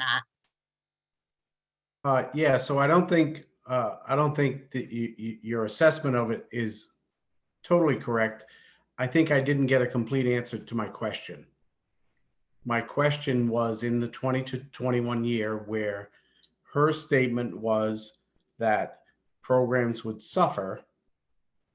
I don't think I got a complete answer to my question. Okay, thank you for clarifying that. So then my question would be, because it was spoken to how programs in terms of closing gaps with co-teaching and having a daughter in special education and knowing that co-teaching is best practice, would that potentially be impacted? And then also having 2 children in BLI, one going into 5th grade, I think it was said that that could potentially be impacted by hiring if, you know, we were in a position where funds were potentially lost or lowered. So what I want to clarify is, could my children potentially be impacted in the 2021 school year by funds changing? So I think if I can just say one more thing, I think that Linda's response was that she would not use one-time savings to fund the 2021 year. Right. And so, Mr. Veely, what I'm asking, year, my only point is the 2021 year could be funded, and then you deal down the road with the issue of using one-time funds. So programs could not be impacted, or could be, it could be that programs are not impacted if you use the one-time savings and then you deal with it. But listen, it's just 2 different ways of looking at it.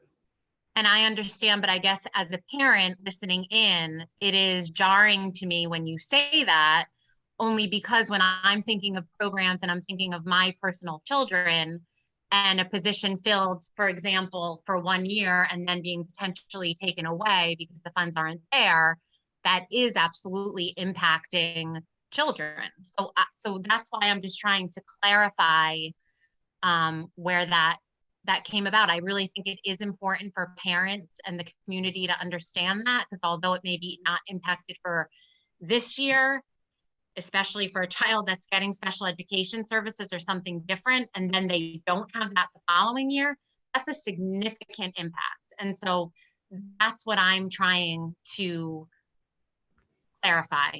So I think if it were me, I would be flushing out the whole budget every year, and I would be questioning why at $23,000 a student, we don't have enough without one-time savings. So it's just a different way of looking at it. It's a difference of opinion. It's okay. So, but my question still is, would my children be potentially impacted by this budget? In the 2021. I don't know that I'm asking you, Mr. Veely. I'm asking somebody that potentially. So this is Rob Zarnetsky, and I'm gonna try to move us along. I'm sorry. I just think this is really important, Rob. Christy, I think the answer to your question is this. There is a way of seeing the problem as the one-time expenditure or the one-time savings could be used for program next year, which would kick the can down the road and cause a problem in the second year. Okay, and that's all I'm In that asking. So scenario, your 2021 budget would not impact a child. However, the superintendent is saying that is not her practice. That is not what she would do because it's a bad practice. She would Thank not use one-time savings to support a program that she intends to continue beyond that one-time savings duration. Right. So And in that case, since she would not be in a position where she would feel comfortable doing it, it would have the impact that you've described. And as And she's, I'm just trying to clarify that from my perspective as a parent with 3 children in the district, that is going to have a negative impact on my child. and that is what the superintendent has said tonight. And that's why I agree with her. I just wanted to, again, because people that this panel are in a position to really how people think. I don't have any more time. I just think it's really important when speaking about this that people get a very clear picture of what it means. So if it means just it won't be impacted, but the following year it could be, that's a big deal. It's a big deal for parents to understand that. And that's all I'm trying to say. So thank you for thinking about my children for more than just next year. All right, and next is Karen Humes. Again, we're looking for questions that are related only to statements that have been made by the panelists tonight. We're trying to keep everybody's evenings free of Zoom meetings that go on forever. Ms. Humes? Hi, I have a question about, we're expanding some programs, we're saying for all kids, but we're still not meeting state mandates. And I've asked this in numerous emails and haven't been able to get an answer. We're not meeting state mandates on things like phys ed and health. Health is on this supposed cut list, but that's a state mandate. And we only have one position up there. We need more than one in this district. So how can we put that out? We're expanding other programs, but we're not meeting state mandates. That kind of confuses me. Yeah. Can I answer that? You're absolutely right. It's a priority. I didn't build last year's budget for this school year. It's an issue. It is an expansion because it is something we don't have today that we would like to have tomorrow, next year, and it is listed as one of our goals with planning this budget for next school year. But how can it be on a cut list? How is it not already in there? I mean, that shouldn't be like expansion. That should have been built. If we're doing zero-based budget, that should have been one of the first things in because it's a state mandate. Like co-teaching, yes, I 110% support it. Like, I love it. I believe in it. I wholeheartedly believe our kids need it. But it's not a state mandate, and we're not meeting a state mandate. I understand what you're saying. I also have shared earlier that our goal was to reduce unfilled positions and so that's it's new. So that's where you don't expand, you don't look at new. I understand the state mandate around the minutes. I understand it clearly, bothers me immensely. And we will work to fix that. It is a priority for me. I think in this day and age, it is not okay. But with that said, we have worked to not, to look at our unfilled as the first piece, the things on the table and that fall off the table.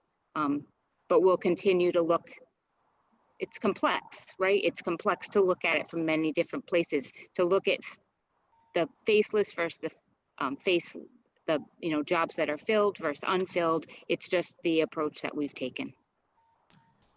All right, and it does speak to a broader policy issue that we're not really going to be able to address in the context of a briefing on where we are with this year's budget.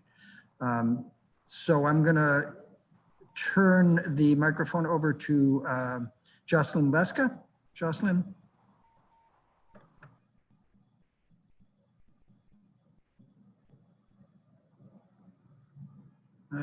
Jocelyn, you are muted. You're muted on your end. Should be all set now? Yep, you muted me, then you unmuted me, then you unmuted me again. Linda, you referred to pulling from unfilled budgeted positions. I'm wondering how many unfilled budgeted faculty positions you have in this year's budget. We just posted our unfilled certified. I think I counted earlier. It's approximately 14. I think we. So you have 14 maybe that were just posted. And so as a result of retirements, leaves, year-long leaves, there are some positions that are not being posted, and then there are non-certified not being What I posted. asked you was how many unfilled faculty positions are in this year's budget? I believe, I don't have it exact, I think it's 13. 13 certified faculty positions. And how many unfilled non-certified positions do you have in this year's budget? So 13 is about $1.3 million. How many uncertified faculty positions do you have? I don't have the number in front of me. Yeah, I believe it's, I believe it's 4. I don't have that number in front of me. Okay, so you have approximately $1.3 million of unfilled faculty positions. And that money is not planning on being used right now. No, I appreciate the clarification. It is planned on being used. The positions are posted as anticipated right now. They're available on our website. You can see them, or most of them. I don't understand the question.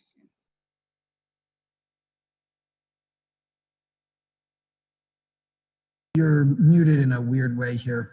You've got to unmute to get back to us.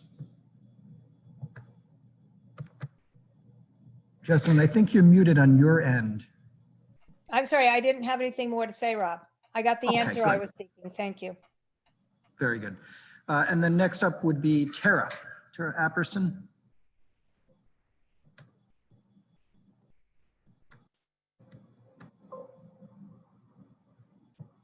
Tara, we've lost you.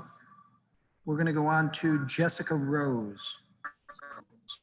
Oh, wait, hold on. I'm sorry, Jessica.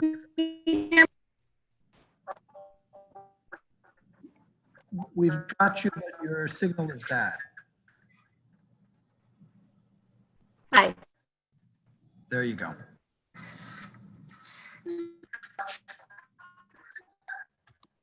I'm turning off my video. Sometimes I have to hear out. Sorry. Do you have me? You're a little wobbly on our end, Tara.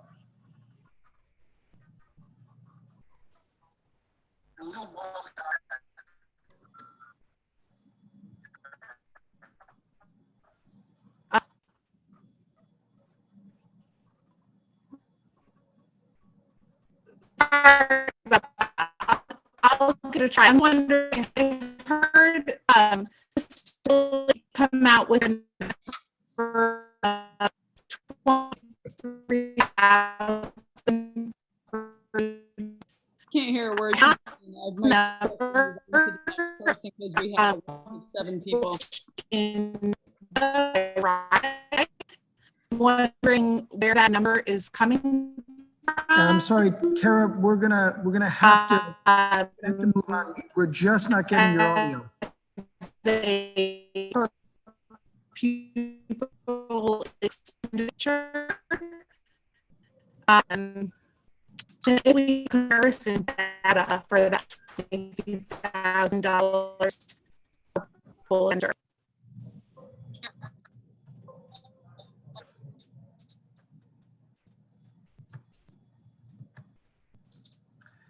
All right, I'm afraid we were not able to hear Tara's question. We're going to move on, and I'm going to ask Jessica Rose to come to the microphone.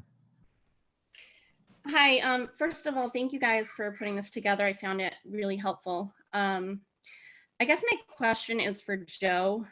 Could you cite where you found the per pupil expenditure number to be 23,000. I was on the phone with RIDE for a good portion of the day today and was not able to confirm or deny that. So it's pretty simple. You take the entire school budget and divide it by the amount of So I'm students. just wondering if you can cite your actual source for that, because like I said, RIDE could not give me that information today. Right, so I take the entire school budget and I divide it by the number of students. So that's your personal number. Okay, thank you. No, that's the actual number.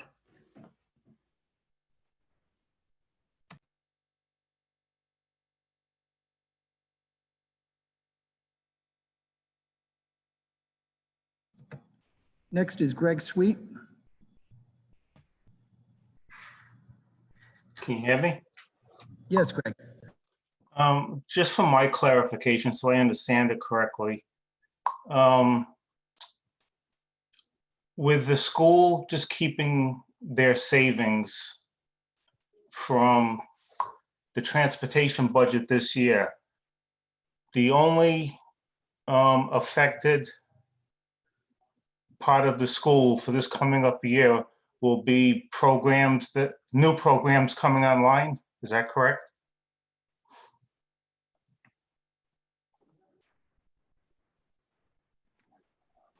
What's this question? Exactly. So what does the transportation Linda's have to just do? trying to figure out. The question is, if you are going to see $1.1 million in transportation savings, the only impact from not having that money available. No, actually, Greg, I'm going to ask you to repeat that question.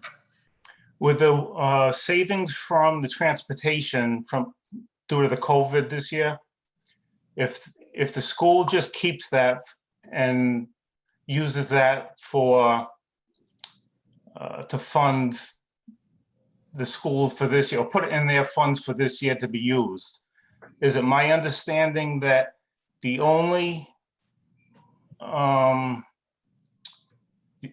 things that are going to be affected will be the new programs, or all the original programs that you have already? Those are not going to be affected. It's just going to be things you don't have yet. Right, so I'm gonna come at that and sort of, I think, provide some context here.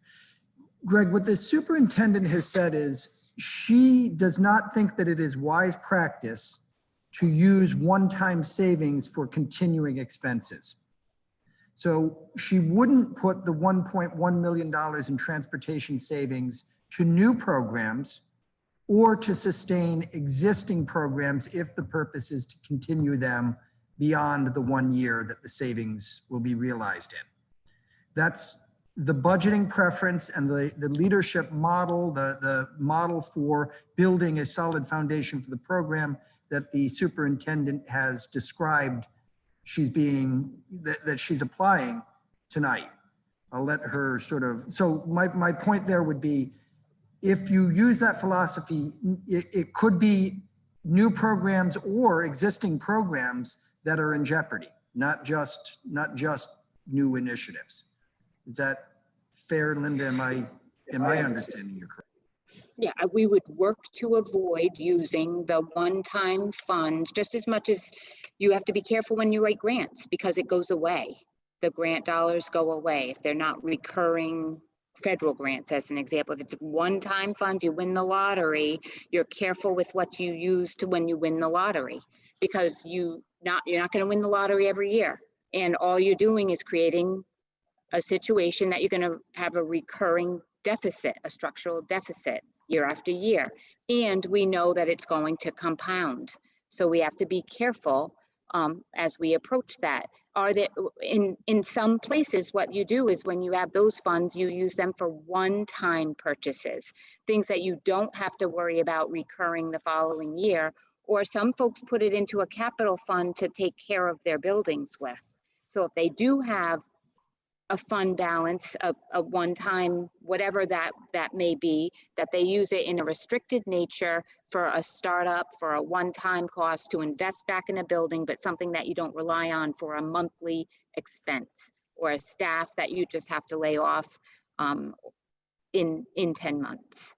That would be what I would like us to work towards.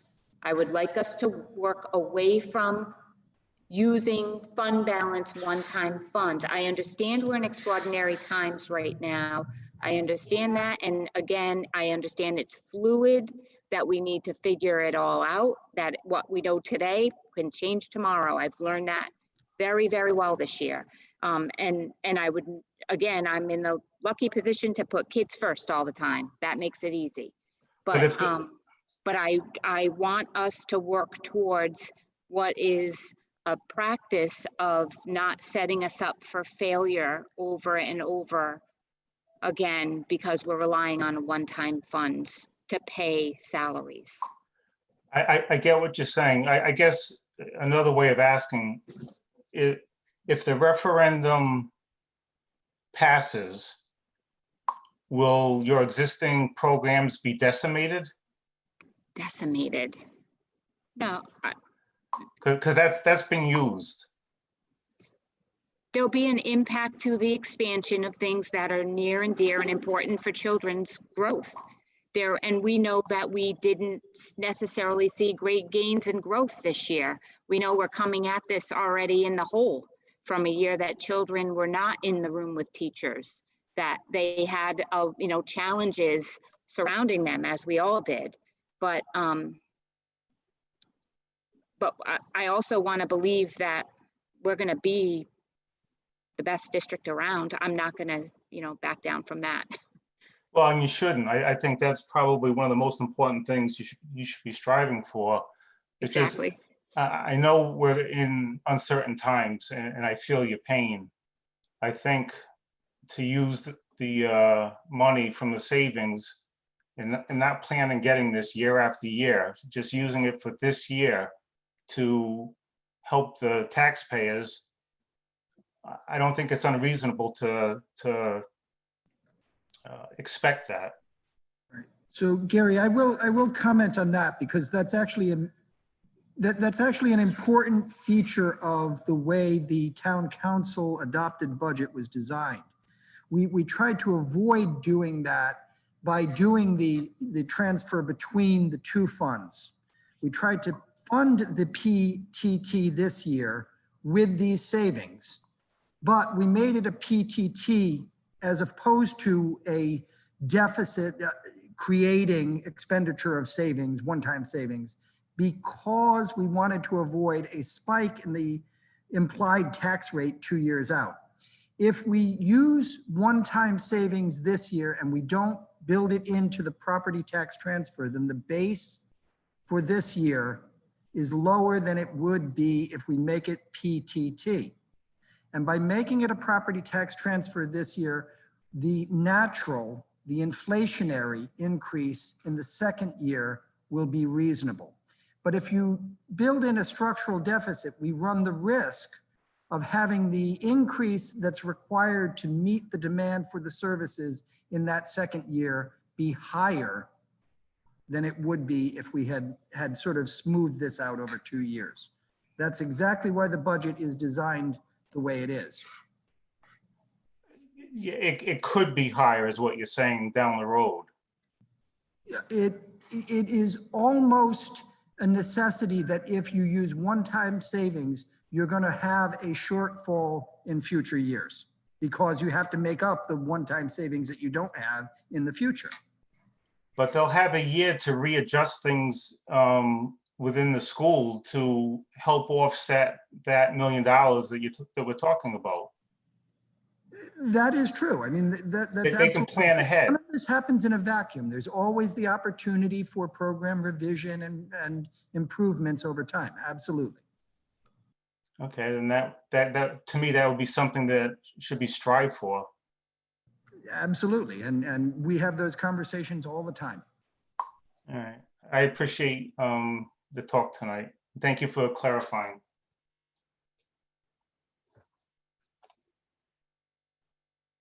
I'm sorry, next in the queue is Deb Bergner. Hi, thanks for letting me join. I have a couple of questions and maybe some points to make tonight. So as I understand it, Deb, Yeah, can you just a point of order here. Tonight, this is a briefing. It's not a public hearing. We're reclaiming my time. Thank you. I'm going to keep my time. Thank you. I'll take, you tend to overtalk people, so I'm just going to ask you to just let me talk. Thank you. So we're hearing talk of decimating the school programs, but yet we have recently awarded the superintendent a 5.5% raise. So how can we talk about that being all about the kids when we've given a raise, when many of us in our community are unemployed, have businesses that have been closed for months? That is, it's just optics maybe, or maybe not. So I just can't think of, we're in uncertain times and all of us are trying to stick to the basics. And here we are hearing that we're going to be expanding programs. We're going to be trying new things. Why don't we take the year to try to just get it right and not necessarily do program expansions? The optics of what is going on. I mean, on Monday, for example, you're going to talk about the pay plan for 2 of your top male department heads who are going to be slated for raises that also exceed contractual obligations that you're giving your employees. So the optics of you awarding when all of us are revising, readjusting, reworking our lives and our budgets, and these budgets were not reworked. Now, I heard earlier additional expenses might be coming from COVID preparations, and I do understand that, but I also hear federal money is coming to cover those things. So I'm just trying to reconcile what you're telling the community is not fully accurate, because you will be getting reimbursed for those COVID expenses. So to put fear in people that you might be spending money on masks or you might reorganizing, I think it's a little disingenuous. And I think what you're failing to really consider is our entire community has been upended abruptly. And yet these budgets don't reflect the realities of our community. So I appreciate. Is there a question you're seeking clarification on, or a comment that's been made tonight that you're seeking clarification on, Deb? Yes. So I would just like to know how either the municipal side or the school side can say we're concerned about our budgets and then award raises that exceed COLAs for other contractual obligations. The teachers and the teachers' assistants got 2%, and Linda and other department heads are getting much higher. You're voting on this pay plan. It's advertised as a public hearing, so I know it's coming. So you're going to award your 2 male department heads, and possibly you, Rob, raise in a place where all of us are adjusting our home budgets, where people are just coming back to work partially. So I'm trying to understand how elected officials can reconcile the optics. Anybody? Reconcile the optics of what, Deb? Awarding raises and creating new positions when we're all trying to rework our home budgets. In a prior life, I was an advisor to small business startup. Wait a minute, but I was asking the elected officials. I'm sorry. Oh, okay. I'd be happy to speak to I can speak briefly on this if you'd like. I can speak briefly if you want to. I mean, so essentially, we're contractually obligated to review a contract on a yearly basis. The details of the meeting are closed in executive session. It is public policy, the duties and responsibilities that the contract is based on, and I am happy to share, via email, the ones that I specifically focused on that I thought were of critical importance for us to see improvement in, moving into through this first year with a new superintendent. And then I think it's also important to point out that Superintendent Savastano is operating right now without an assistant superintendent. So that's important to note as well. But as far as the details of why a certain raise is warranted, that's closed in executive session and not publicly available. Thank you, but I would like to request if you could publish the instrument that you use to review the superintendent. Could you provide that if I ask for that? Because I Sure, like, it's actually, it's a public policy. It's on the website. You can find it fairly easily. so it's an instrument that the public could find. It is. Okay, and I would like to say that also that in past years during the recession, the previous superintendent took a 0% increase. So here you are in this crazy situation, giving a 5.5. I'm well aware of executive session. I understand that point. I don't ask you to reveal anything there. I'm just pointing out to the community that that's what happened last week. Anyone else want to comment? So Deb, since the recommendation on pay raises is mine, I will let you know that, you know, again, in a prior life, I was an advisor to small businesses. And I had the opportunity to work with businesses that tried to economize on talent. And I often found myself trying to figure out how to help those small businesses get out of a really tough spot because they had economized on talent. Having the right people in the right position and getting the right talent working for this community is a priority in this budget because it needs to be. We need the best people to achieve the best results. And I think we've got some pretty incredible people in town hall. And I'm not ashamed of the fact that we have some people who are, in one case, the two that you've pointed to, in one case is probably one of the most respected people in his field in the state of Rhode Island. He's been around forever and has done an incredibly good job at making sure that the operations in this town have run smoothly for years under very difficult circumstances. And in the other case, we were able to attract talent from the state and are still paying that talent less than he was making at the state. So, you know, we need to put these things in context, but we need to also understand that the objective is to make sure that our team has the people it needs to succeed. I understand that, but the optics of providing those level of raises in this economy where people have lost their businesses, they have lost their livelihoods, their retirements, I just point that out, that is what it looks like to the average person in South Kingstown who has been out of work, who has worked less. So I'm just putting it back to you that those are the optics that you've created for the community. I understand, and I understand that it's easy to create an impression. And I think that that's an important thing that happens in local government. We create impressions. What I would have folks focus on is the fact that we are building a team that is going to achieve the results this community deserves. That's what we're doing. The optics that I would have folks focus on is the success, not the relative, not the characterization of salaries. Again, in the one case, we are paying less than the man was making in a similar position working for the state. And in the other case, we're dealing with a man who has more tenure than almost anybody in the state. Those are talents that we need locally and we benefit from them locally. The focus, the optics that I would have people pay attention to are the success that they're helping bring to town hall. And for anyone that is interested in the policy that we referenced earlier, just because I know sometimes these things can be difficult to track down, is if you were in board docs and you go under policies, it's within personnel and it's code 5305 titled superintendent.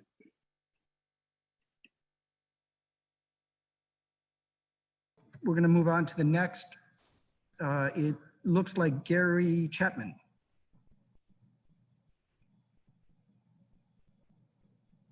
Okay, can you hear me? Yes. Oh, good, thanks. My question is for Linda.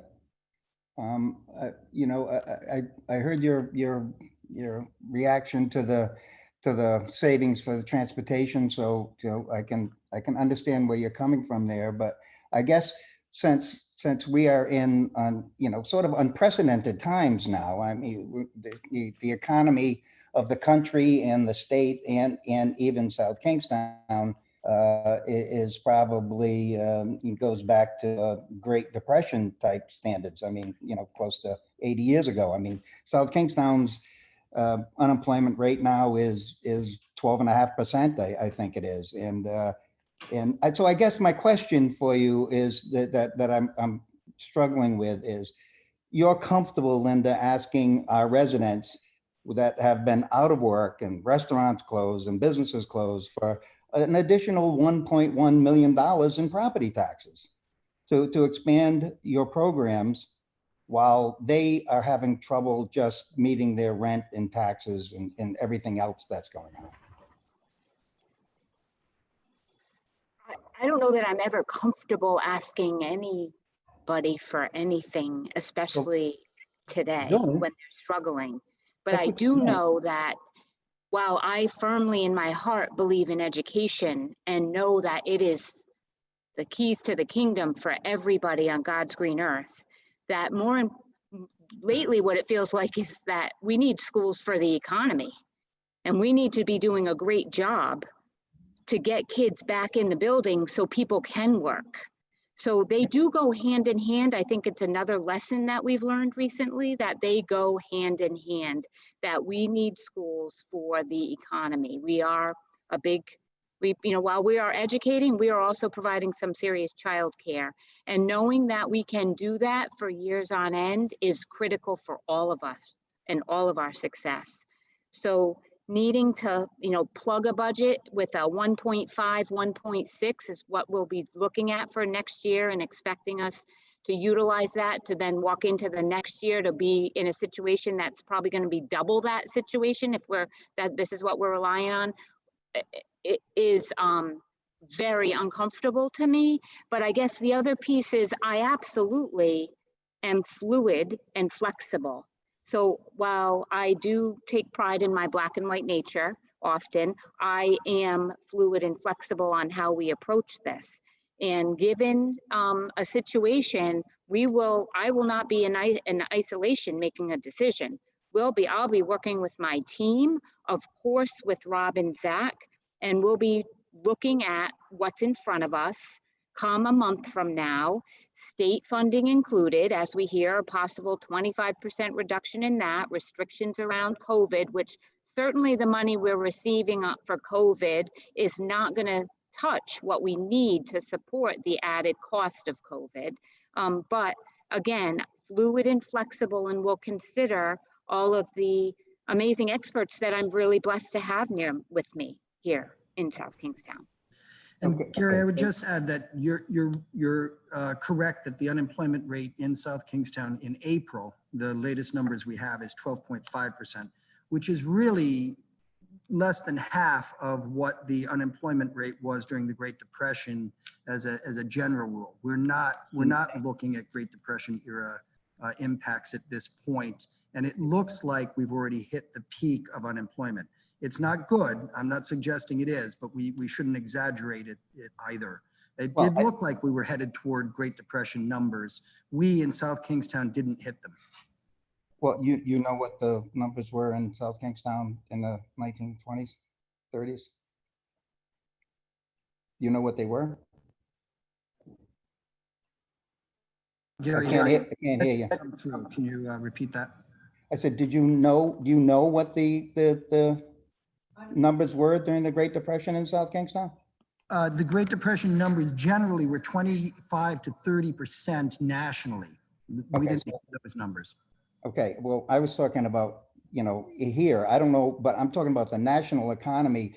There was we were approaching 40 million people unemployed. That was beyond Great Depression numbers from what I understand. But Rob, I don't want to argue that. That's right. That is correct. And you're right that the impact of COVID on the nation has been that level of problem. It hasn't been here. Oh, okay, I won't argue that point with you, but it's very serious, okay? And I guess my question for the school department is that, you're asking residents for $1.1 million more in property taxes, in a time where everybody is feeling pinch, no matter how you look at it. And the question I have you under is, if you're going to use 1.1 million that came across the transportation savings, what are you going to do with it? Mr. Chapman, you're breaking up. I said, if you're not going to use the 1.1 million in for operations, what are you going to do with it? The budget as proposed and was adopted on April 27th by the town council was, that was where we were returning those funds to the town.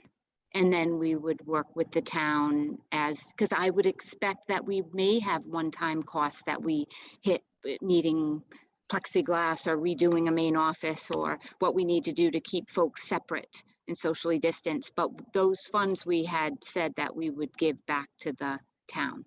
Yeah, but let's assume that the referendum passes. Okay, and now you still got 1.1 million in transportation savings. You're not going to use it for operations, you just said. So what are you going to do with it? Oh, I said that I would work with my team and we would take a look at what would make sense for the use of those funds. And historically, you would try to utilize those kinds of funds for one-time startup type costs. But, again, So you I won't use would it work for with my team. operations. I'm not going to work in isolation. But your opinion was you would not use it for operations. And so therefore, I would try to avoid using it for I would try to avoid using it for recurring costs that would then set us up for a year from now, all of us up from a year from now being in why would it set us up a year from now? Why would that happen? if we hire staff that we therefore have to lay off in 10 months. But if you remember back to the beginning of the budget season, before this bus transportation savings was even thought about, we were still going to have a situation where the town was going to come up with $1.1 million to fund that increase through their undesignated fund balance. Because we heard over and over and over again that we had plenty of funds in undesignated funds. So why in 21-22 can't the town step up and use that $1.1 million? You can. Of course we can. So, I mean, if we were going to do it this year, why can't we do it next year and have a zero tax increase again next year? I just don't understand. And then, we need to continue to think about everybody in town. I keep hearing everyone say that we're thinking about kids. Well, we're thinking about kids too. I mean, we all live in this town together, but we have a lot of people that are hurting. We want the best for kids too, but we want the best for everybody. So that's all my comments based on what you had said. Thank you. All right, Stacy Green Bodzioni. Hi, thank you for hosting this meeting tonight. I do have 3 things I'd like to have clarified, but very quickly, I just want to say that this is the first time in my memory I've ever seen our school committee and our town council and then the town manager and the superintendent work so collaboratively to develop a budget. And then this follow-up question and answer period it's wonderful. And I really appreciate all that you are all doing and that you're all here again tonight. Also, Rob, you were just in a previous comment, you said, I wrote it down. You said something about the best people to achieve the best results. And I want to say I really appreciate that. And I do think that we're seeing that in some of our hired leaders in our schools and in our town. And I appreciate that. So now the things that I'm looking to have clarified is, Linda, you said that there were some unfilled positions. That's because they're people who just retired, right? Yes? That's right. Sorry, Okay. I was muted. Yes, Oh, that's that is okay. why, that is, and then we also had our job assignment process. So there has been some movement around the district and it's resulted in the unfilled positions, which yes, are a result of retirements or leaves or Okay. resignations. Great, thank you. And then I don't know who this question is for, if it's for Mary Ann or for you, Linda. So when you want to determine the pure pupil spending, is it as easy as taking the number of students and dividing or taking the budget and dividing it by the number of students? It seems to me that there might be more that goes into that, maybe a formula, and perhaps that's why we don't have all of the current information from RIDE yet. If you can just clarify, that would be great for me. RIDE usually provides us with the per pupil expenditures, and they are usually a year, sometimes up to 2 years in arrears. I think with everything going on right now, that they are further behind with some of the distancing that they're involved with also. So it's a formula RIDE comes up and they do publish it, and they publish it for all school districts and also the charters. Great, thank you. And my last thing, Rob, so you were talking about some COVID reimbursement. Is that possible, or have you received something from the federal government saying, yes, for sure, we will reimburse all of your COVID expenses?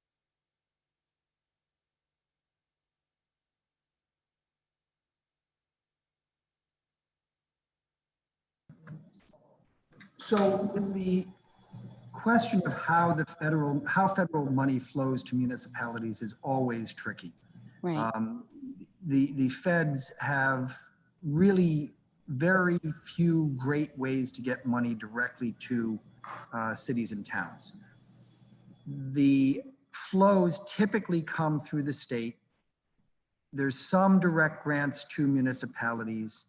And right now, it's not at all clear how we're going to see federal funding on the municipal side, except that we've got the CARES Act, which is money flowing through the state, and it's not flowing right now to municipalities.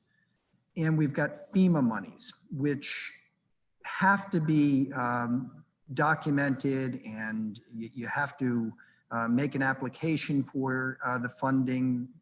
FEMA does a review of the expenditures and sends reimbursement based on their analysis of the expenditures that you've submitted for reimbursement. Getting FEMA funding is notoriously slow. It's not even funding I would expect to see this fiscal year. It can take a year or 2 or 3 to get through the application and review process to get federal funding through the FEMA channels. The CARES Act may end up being a faster way for us to see federal funding, but again, right now that's all coming through the state, and the state is trying to figure out what to do with those funds to support state operations, and then to figure out how to be equitable in the distribution of the funds among Rhode Island municipalities if funds are going to be made available from the state to municipalities. The other possibility is that we see some sort of federal grant program for infrastructure that might come through, for example, DOT. We saw this during the Great Recession, where everybody was running around talking about what's your shovel-ready project, what's your shovel-ready project, because there were other federal agencies that had funds to make available for municipalities. Right now, that's just talk. We haven't seen legislation. We don't know if there's going to be a DOT grant program. We don't know if there's going to be something through perhaps the Army Corps of Engineers. You know, there's just nothing, there's no details to any of that at this point. So all of the federal money is coming at us either slowly through the state or is merely being talked about and isn't a live active stream at this point. Okay, thank you. So it's not a certainty at this point. By no stretch of the imagination could we say that it is a certainty that we will receive significant federal assistance for anything.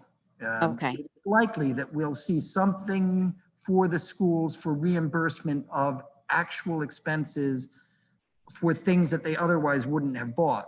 But in terms of money that would supplant operations, I'm very doubtful. Okay, thank you. And so I guess just in closing, I just wanted to say that, you know, I have a big concern about the referendum, and that if it does pass, our taxes won't go down. And also if it does pass, we won't be able to expand the programs that the research has shown will close educational gaps, the gaps between socioeconomic groups and racial minorities.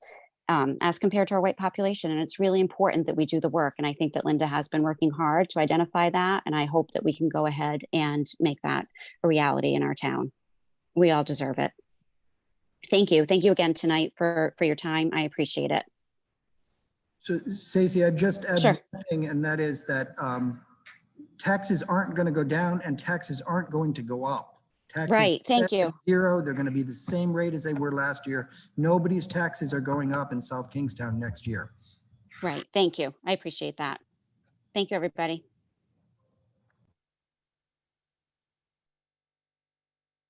Next up, we have Steve. Unmute. Can you hear me now? Yes, Steve. I just have a question on two questions. One, you said the taxes, you just said the taxes weren't going up. If we vote this down and the school doesn't get the 1.1 million, our taxes aren't going to go up. And the other thing is, someone had mentioned with the school budget that if you guys don't spend all the money for what you've allocated the money for, it goes in a general fund and you guys can use it for whatever you want. Is that valid? Can you repeat your second question, Steve? Oh. And may I ask that you identify yourself, please? Steve Clegg, I live in the town of South Kingston. Thank you. Is it valid that the budget, the school budget, what if the money is not used for what it's meant to go for, it then can be used for whatever they deem necessary? So yes, let's start with your first question.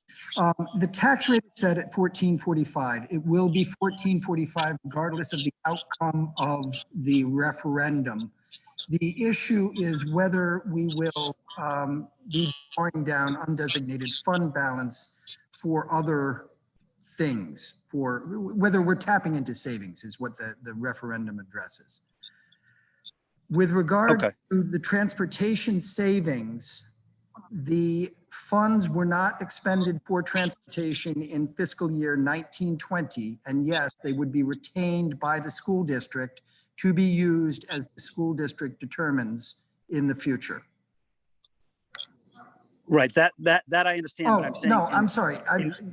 I'm getting looks from Zach and Marianne. If the referendum were to pass and those funds didn't come back to the town as the budget provides, then they would be retained by the school district and would be used as they see fit. But when the school comes and makes a budget, when the fiscal year is over, if they have not used all those funds, where does that money go? It is retained by the school. And what is it used for? They can use those funds for whatever they deem appropriate in the future. So again, the funds would become undesignated funds for the school. And what the superintendent has said tonight is her preference is not to use those monies for recurring expenses.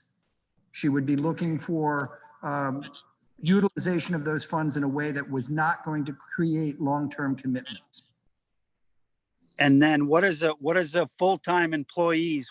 Has it gone up or down in the past years? And what about the amount of students that are in the school? Has that gone up or down? So the FTE count that is in this year's school budget is about 3.4 FTE lower than it was last year. So it's a reduction of about 3.4 positions. And what about last year to the year before? It was about 33 or 35. I don't recall. Marianne's nodding yes, somewhere in that range. It was 33 or 35 reduced. So where is all this money going from the full-time employees if it was reduced by 35% last year, but our budget went up this year? Where did all that money go to? No, not 35%, 35 positions.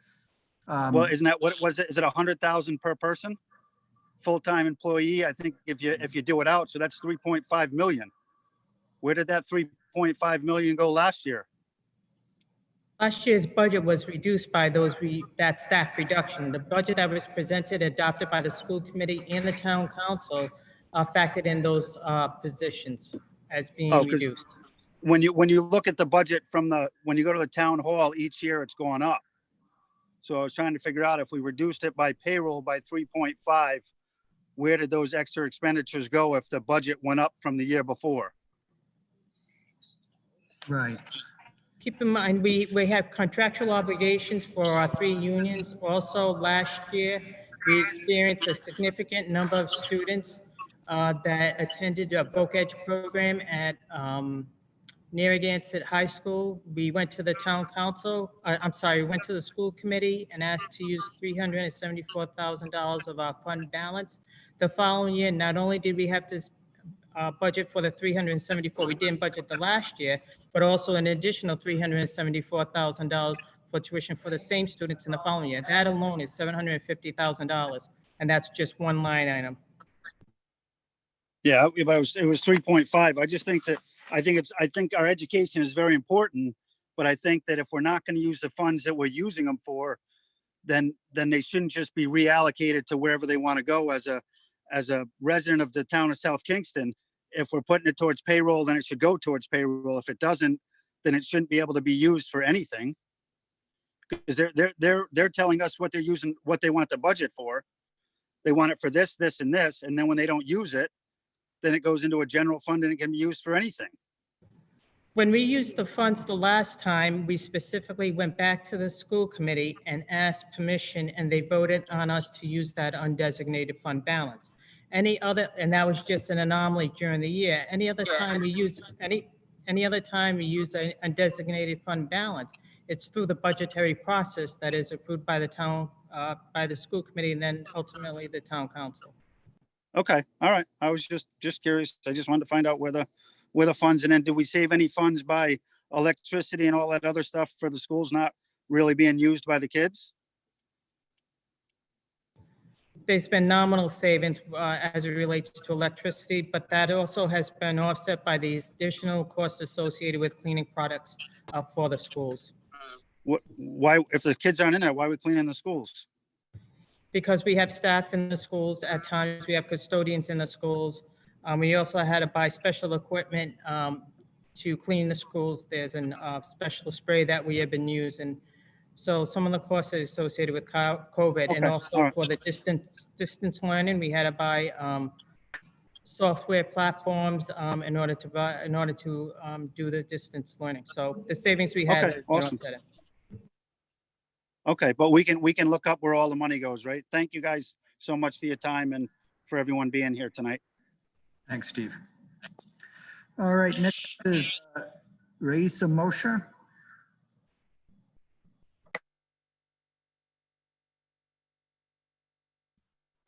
Okay, am I unmuted?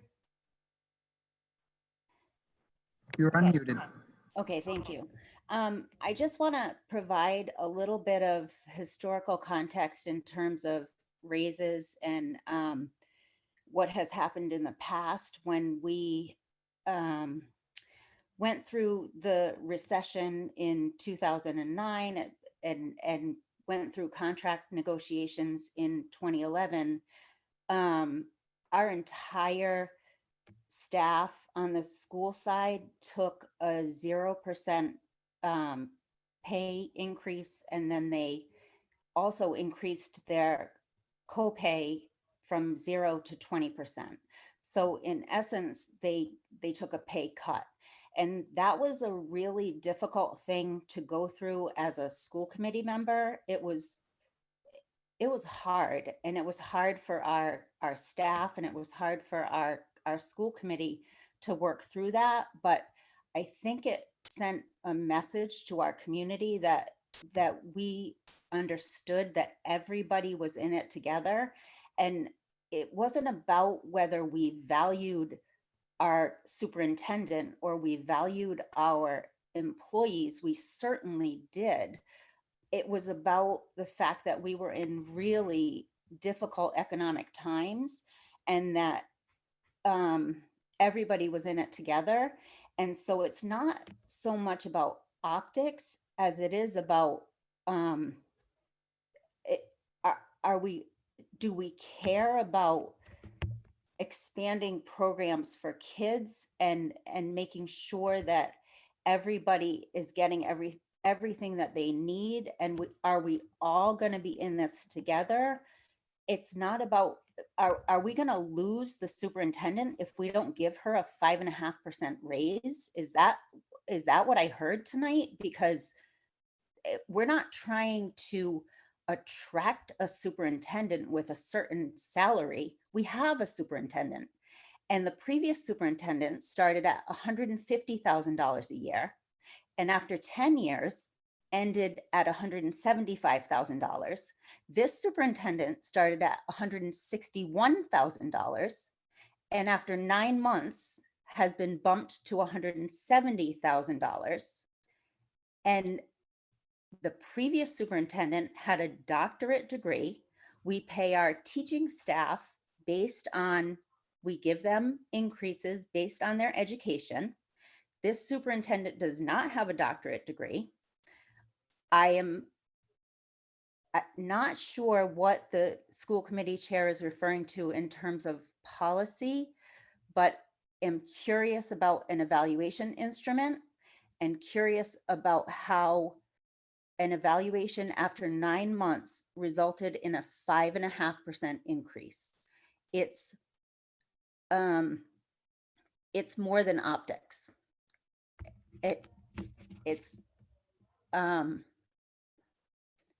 It's hard to stomach.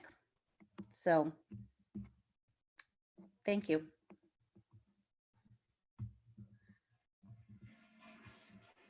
I can't hear you, Rob. I'm sorry.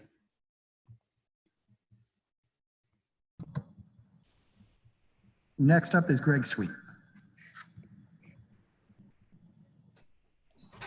Can you hear me? Yes, Greg. I was kind of on the same page with Joe on how you figure out cost per pupil, and then Linda said it's not figured that way. How is it figured? Unless I misunderstood.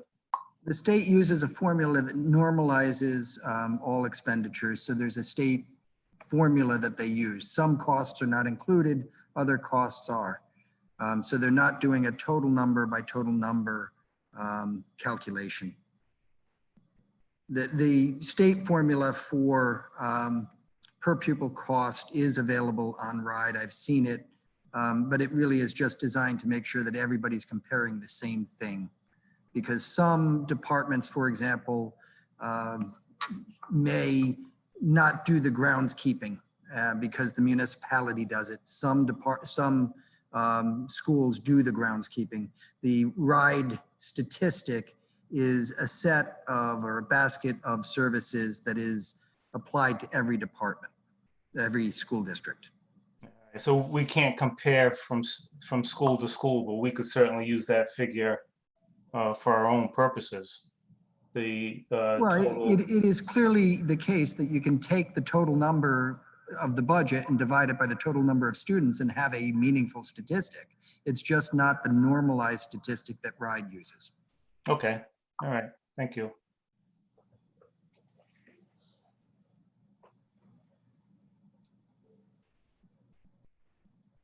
All right, and that looks like the end of our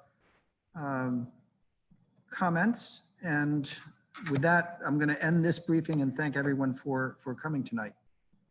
Any last words from my bosses or from Linda's bosses?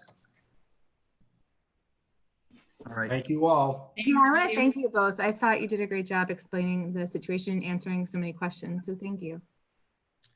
Yeah, thank you, Rob. I do see that Emily's hand is raised. I don't know if that's just a vestige of some earlier. I think it is. It never went down from when I spoke much earlier, but thank you, everybody. Have a great night. Be well. Thank you. Bye now.